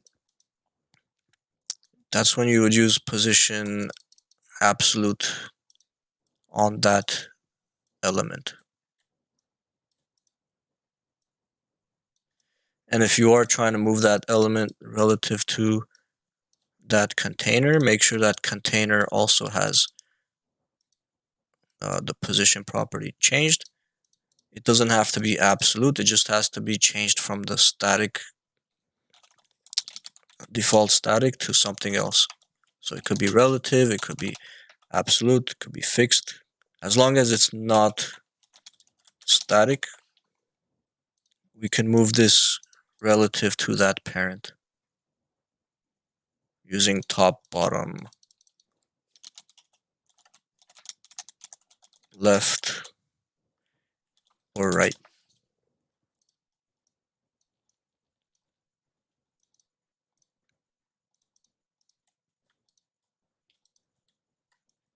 Right, so a relative would be, if you just want to move it from where it normally is, normally here, you want to move it from there a little bit this way, that way, you'd use position relative.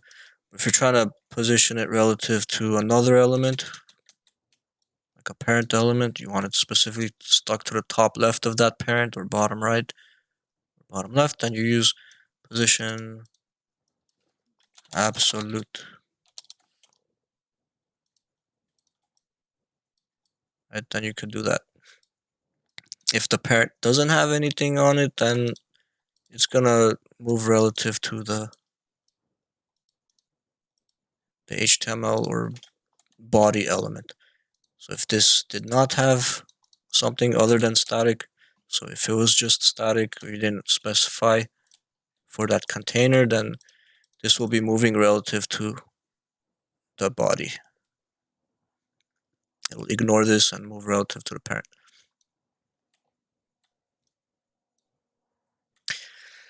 That's my absolute best explanation. Now we could actually try moving this around. So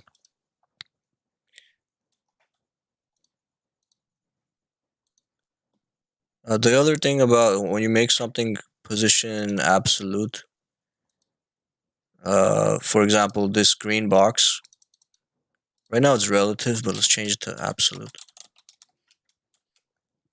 If you want to center this, margin auto no longer works. Normally I would use margin auto because it's a block level element, right? Main is a block level element. Normally margin auto would center it, but if you change position to absolute, it doesn't work anymore. So if it's position absolute, it's still on the left side. But if it's not position absolute, it'll go to the middle with margin auto. So basically for position absolute, you have to figure out a different way to center things. So the way you do it is left 50% and the right transform translate. Sorry, not right, but just transform translate x negative 50%. So you have to change the left to 50% and then the transform property. By the way, transform is something we could always use. Transforms can be used to move things, rotate things. So for example, like I could do rotate x 45 degrees, and you can see it rotated on the x-axis, which kind of makes it, it's like a 3D rotation. So I should probably do rotate y. That rotated the other way. I should do rotate z, that means. Yeah, so I'm trying to actually rotate it, like in our perspective, I'd have to do rotate z, and you can see it rotated 45 degrees. So here's 10 degrees. Right, that's how you could use transform to rotate. You could use it to translate, just means move. And you would have to use like pixels for that. So translate, which axis do you want to move it on? So y-axis would be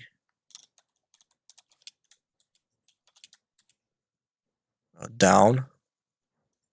X-axis would be to the right. Negative 30, we move it to the left. So transform translate kind of does the same thing as top, bottom, left, and right. right? I could say like left 30 pixels and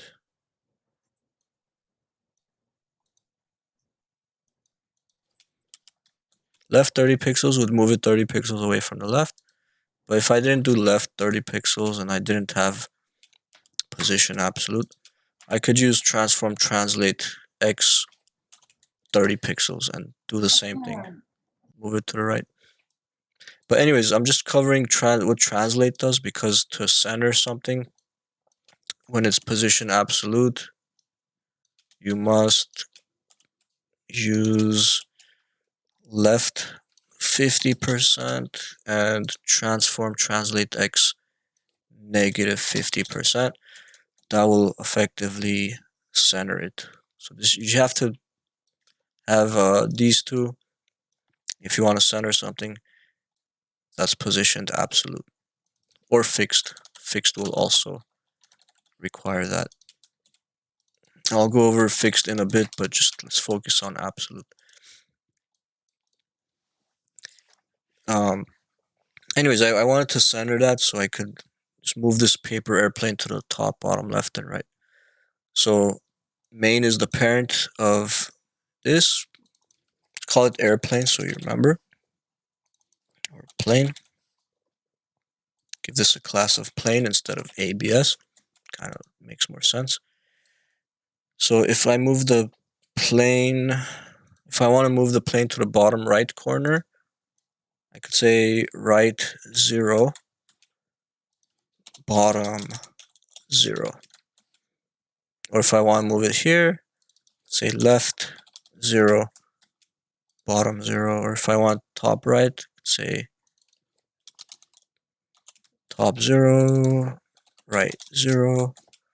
Maybe I don't want it all the way to the right. I want it slightly away from the right. So I'll say right 10 pixels.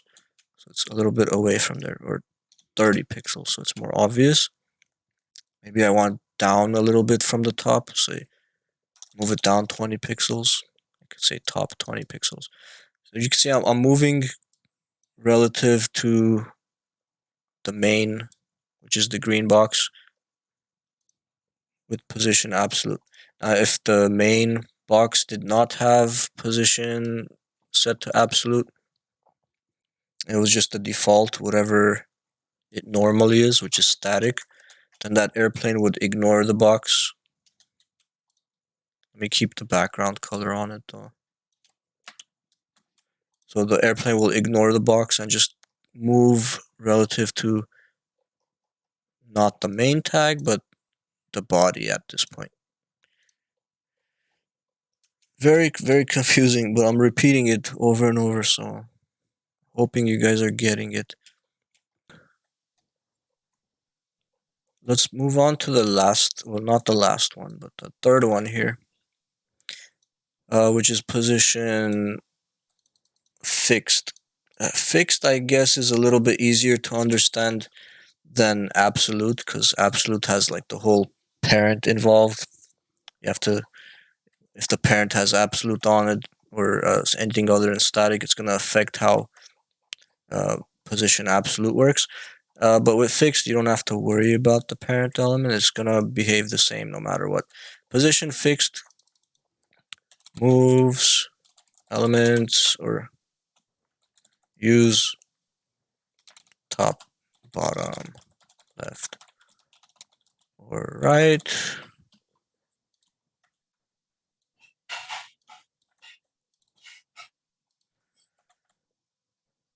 to move an element relative to the window itself.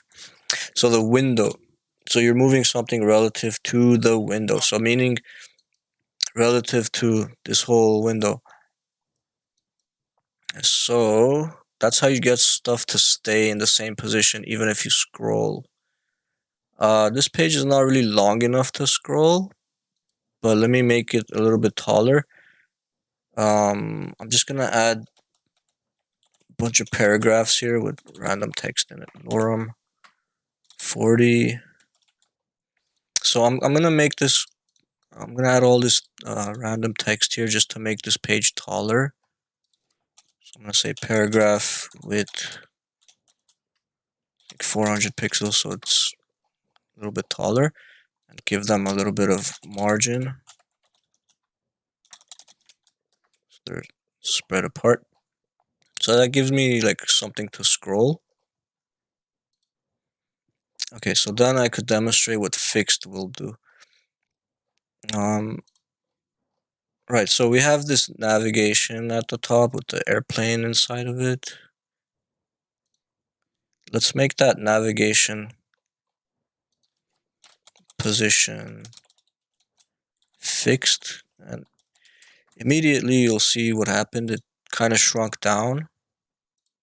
So now it's just like right there, it's a little square over there. It's only big enough to fit that paper airplane in it, except the paper airplane has position relative on it, so it's kind of leaking out of it. But first we need to make sure that the width of that navigation is 100% again. So I'm gonna make the width 100%. Alright, and now notice what happens when I scroll the page. It stays up there. I didn't add top, bottom, left, or right yet, but by default it'll probably just stick to the top. Not always, so if just to be safe, you should add top 0, left 0, and then it'll stick to the top left. That hurts.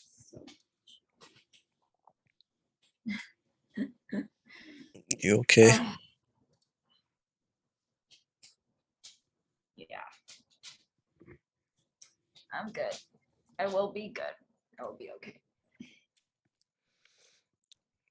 So yeah, fixed moves relative to the window itself.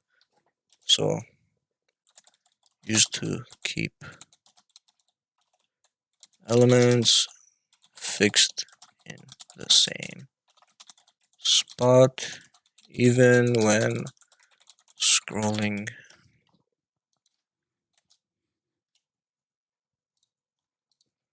So that's how you could get like a navigation to just stick to where it is. So this one's a little bit easier to understand. Again, it's kind of like absolute. Fixed is a little bit like absolute. So if I use right, or let's say bottom instead of top, bottom 0, then I could get that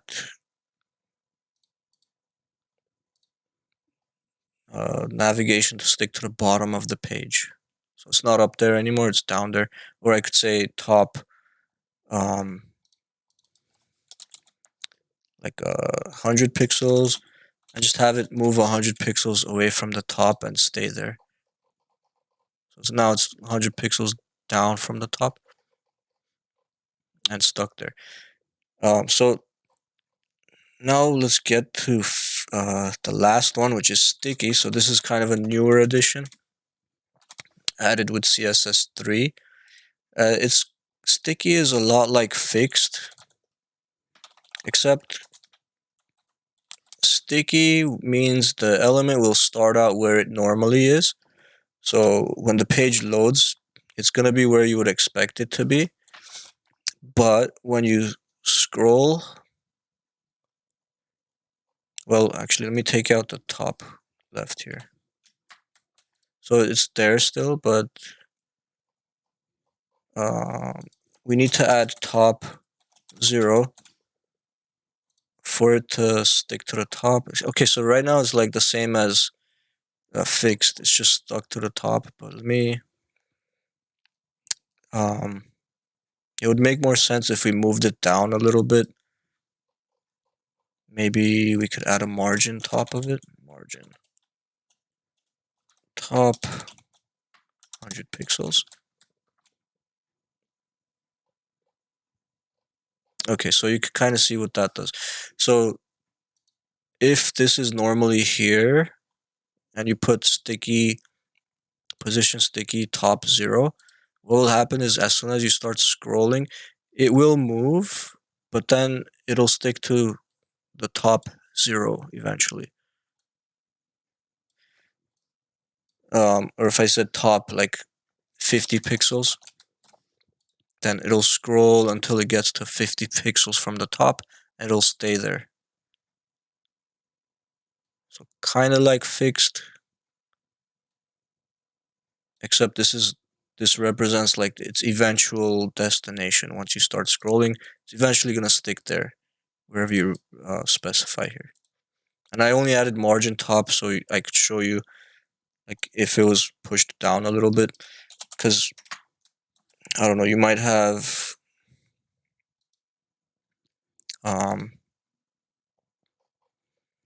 let's say in our HTML above the nav, maybe I had some other element here, just some random div with some text in it.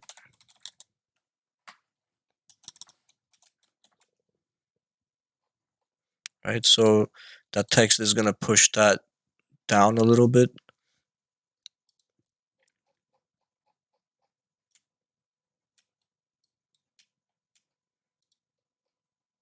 Okay, so if I put position sticky on the nav and I say top 50 pixels, we just load the page, it's gonna come. Normally this nav is gonna be here because that paragraph before it or that text is pushing it down. But because the nav is position sticky and top 50 pixels, when I start scrolling, it'll move up and then stick to 50 pixels from the top. So you'll see stuff like this on a lot of websites where you scroll and then it moves a little and then it stays there. This would be useful for, let's see, let me do a brand new one here. Let me do, well, I call this whole folder sticky nav. Let's create a new file here called sticky nav.html exclamation tab. Let's see. So let's say we have a header.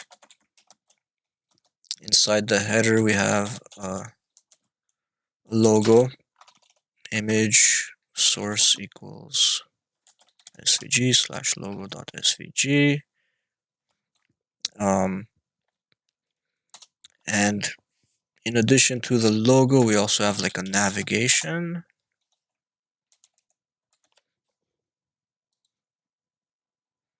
And maybe next to the logo,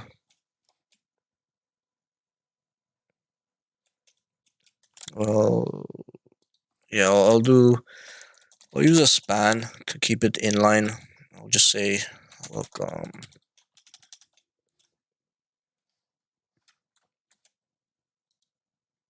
And then let's create the nav here. The nav will be our buttons, let's say. So maybe it's an unordered list with some buttons in it.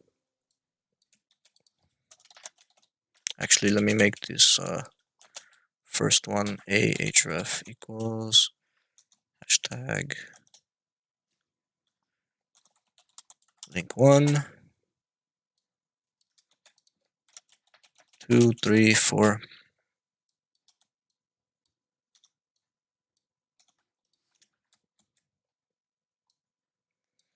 And let me quickly style this. So let me close this one. Okay, so we need to style this a little bit. Let's start by making the style element here so we could add CSS. Let's make that image inside the header. I'll use, instead of class this time, I'll say header image to refer to the image that's in the header. Give that a width of 50 pixels or 80 pixels. It's a little tiny. Okay, so we have our logo there. Welcome is also inside header, so let's say header H1, or sorry, it's not a H1, it's a span. It says welcome, so header span. Let's change the font size. I'll make it like 5 EM, something really big. And let's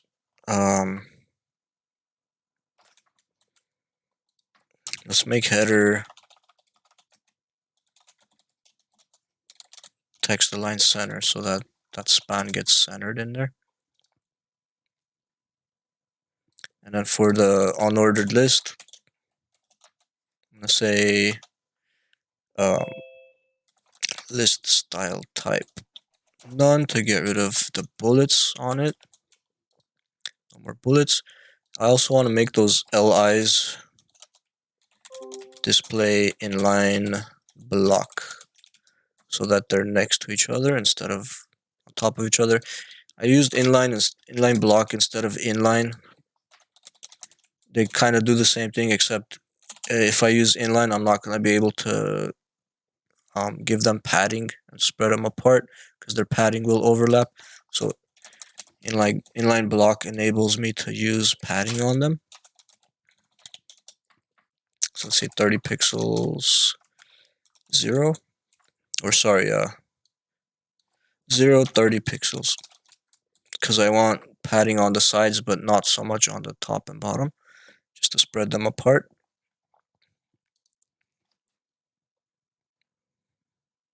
So that UL and LI, they're inside the nav. Let's give that nav a background color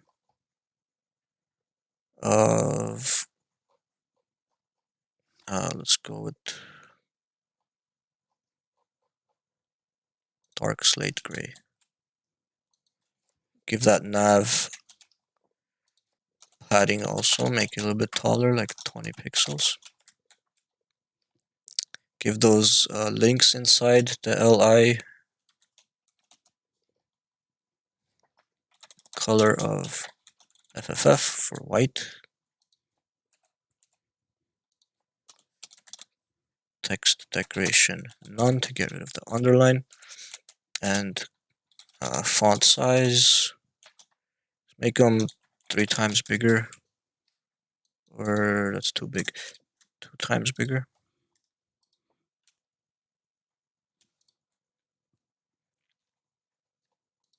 Okay, so now we got something that looks like a navigation. Let me also give the header itself. So the header has everything in it. So everything you see here is inside the header. We got the header with the image for the logo. We got the span with the welcome next to the logo. We've got the navigation underneath, and I've made it inline, so inline blocks, so we could put them next to each other instead of how they normally would appear. And let's give that header a background color of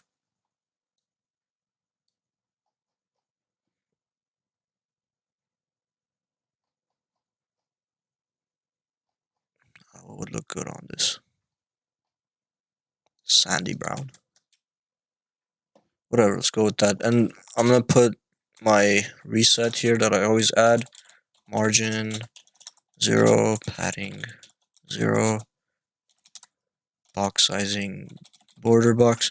Just add that there to make it look a little bit nicer. Okay, so we have our heading. And let's add position sticky now to this navigation here.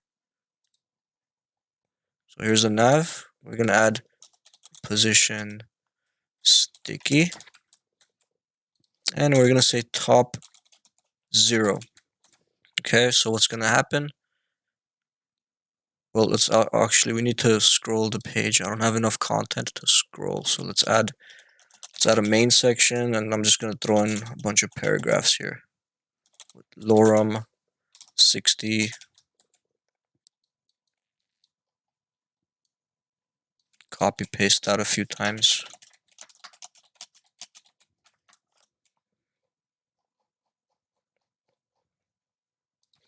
Give those a bit of margin, spread them apart. give their font size a little increase. 1.5 EM. Okay, so now we could scroll.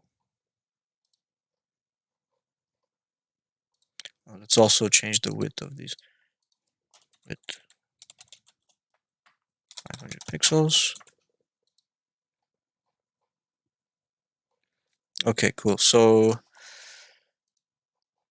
going back to the nav, position sticky, top 0, padding 20 pixels. It should be sticking to the top.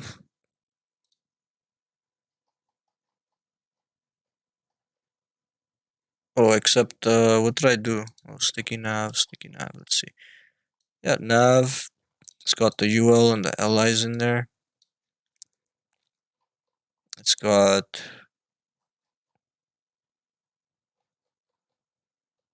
padding 20 pixels, position sticky, top 0.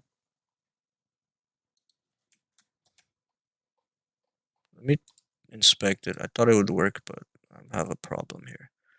Let me see if there's any issues with the CSS.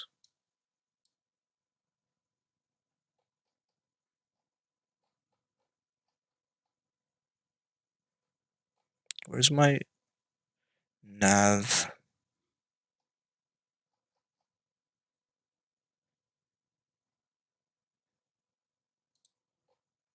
Inspect.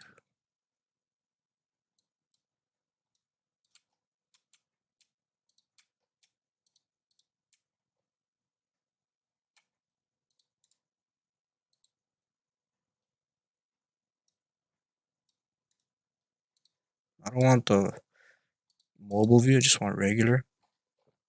Inspect. I'm only seeing UL. For some reason, not showing the nav at all. No nav styles here.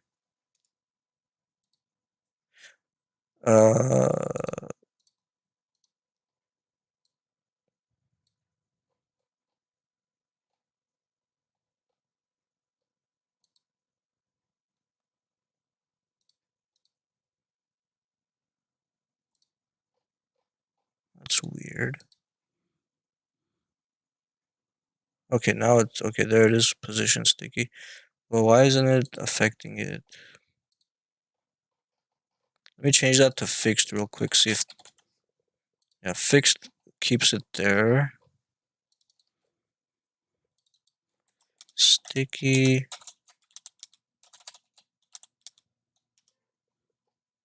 It should be sticking there. I don't know why it's not. Try top like 100 pixels. Still nothing.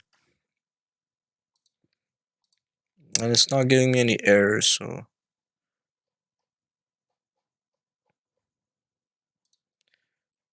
maybe it doesn't work because it's inside the header. I don't know. Maybe we have to separate it from the header, like, because the header itself is not sticky and it's inside the header, but I thought it would not matter.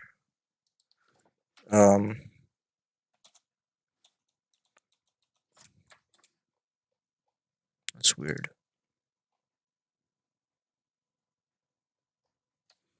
In the other example with the position, I didn't really do anything extra here, did I? It's just the nav has position sticky.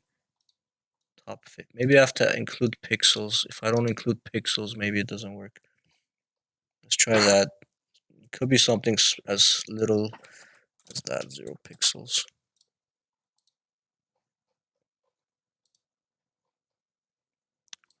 Nope, I was hoping that would do the trick, but nope. Padding 20 pixels, position sticky, top 0 pixels. Okay, I'm gonna try just moving it out of the header then, and see if that makes a difference. Yeah. So I guess it can't be in the header. If the header is gonna scroll and the navigation is not gonna scroll, then they should be two separate elements. I guess I can't put it inside the header and then keep it from scrolling while the header does scroll. But anyways, it's the same effect I was trying to get. I'm just gonna move it outside of the header.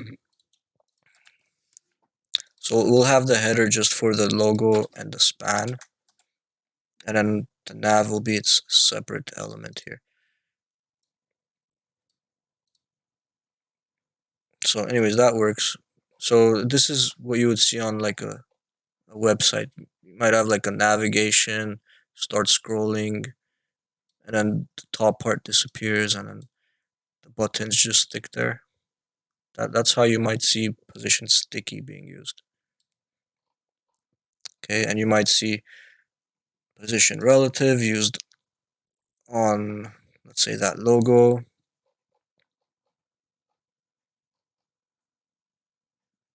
Header image, position relative,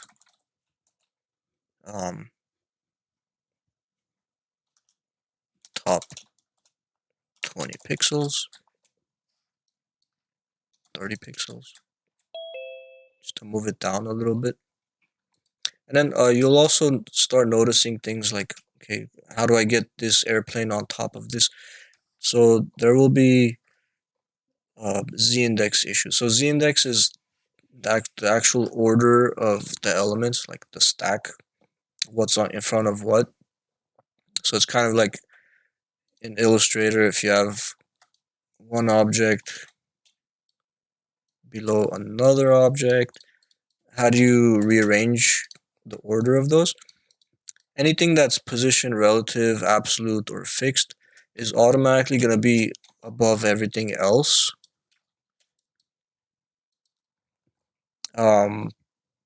But if you want to manually configure, like have this airplane on top of the navigation, you need to make sure you add a z-index to it.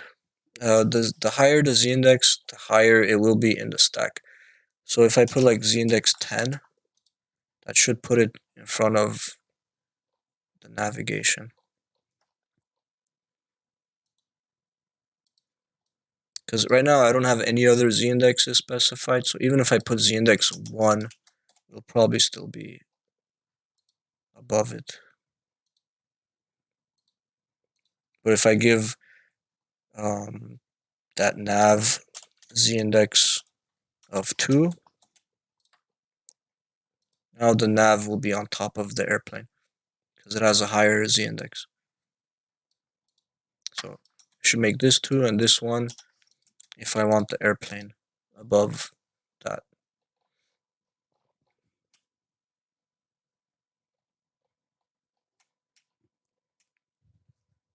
So I don't know, I recommend playing with the different position properties until you understand it. Let me see if there's a good resource. Maybe W3 Schools will have a good explanation for it as well. Let's go references. CSS reference. And let's look for position.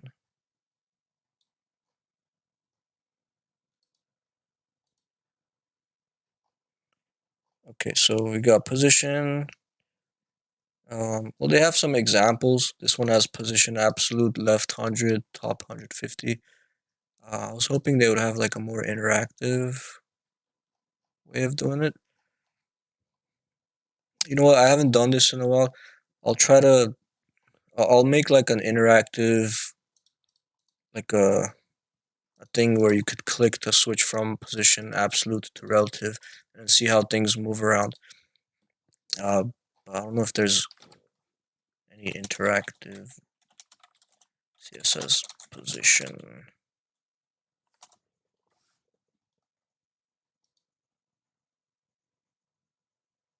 Interactive demo.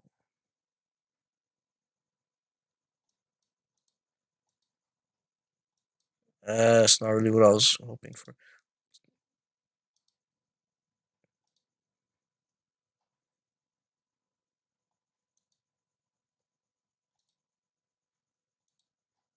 Anyways, I'll make you something with like a bunch of boxes that you could click to change the position property, or just study it yourself by trying them out. Just create different elements change the position to relative, absolute, fixed, and sticky to see how it is affected combined with the top, bottom, left, and right properties.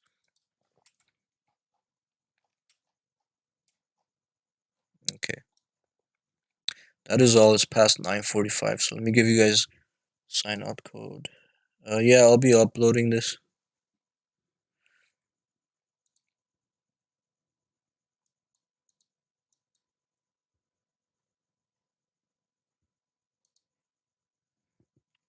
Sign out is, let me stop sharing or recording.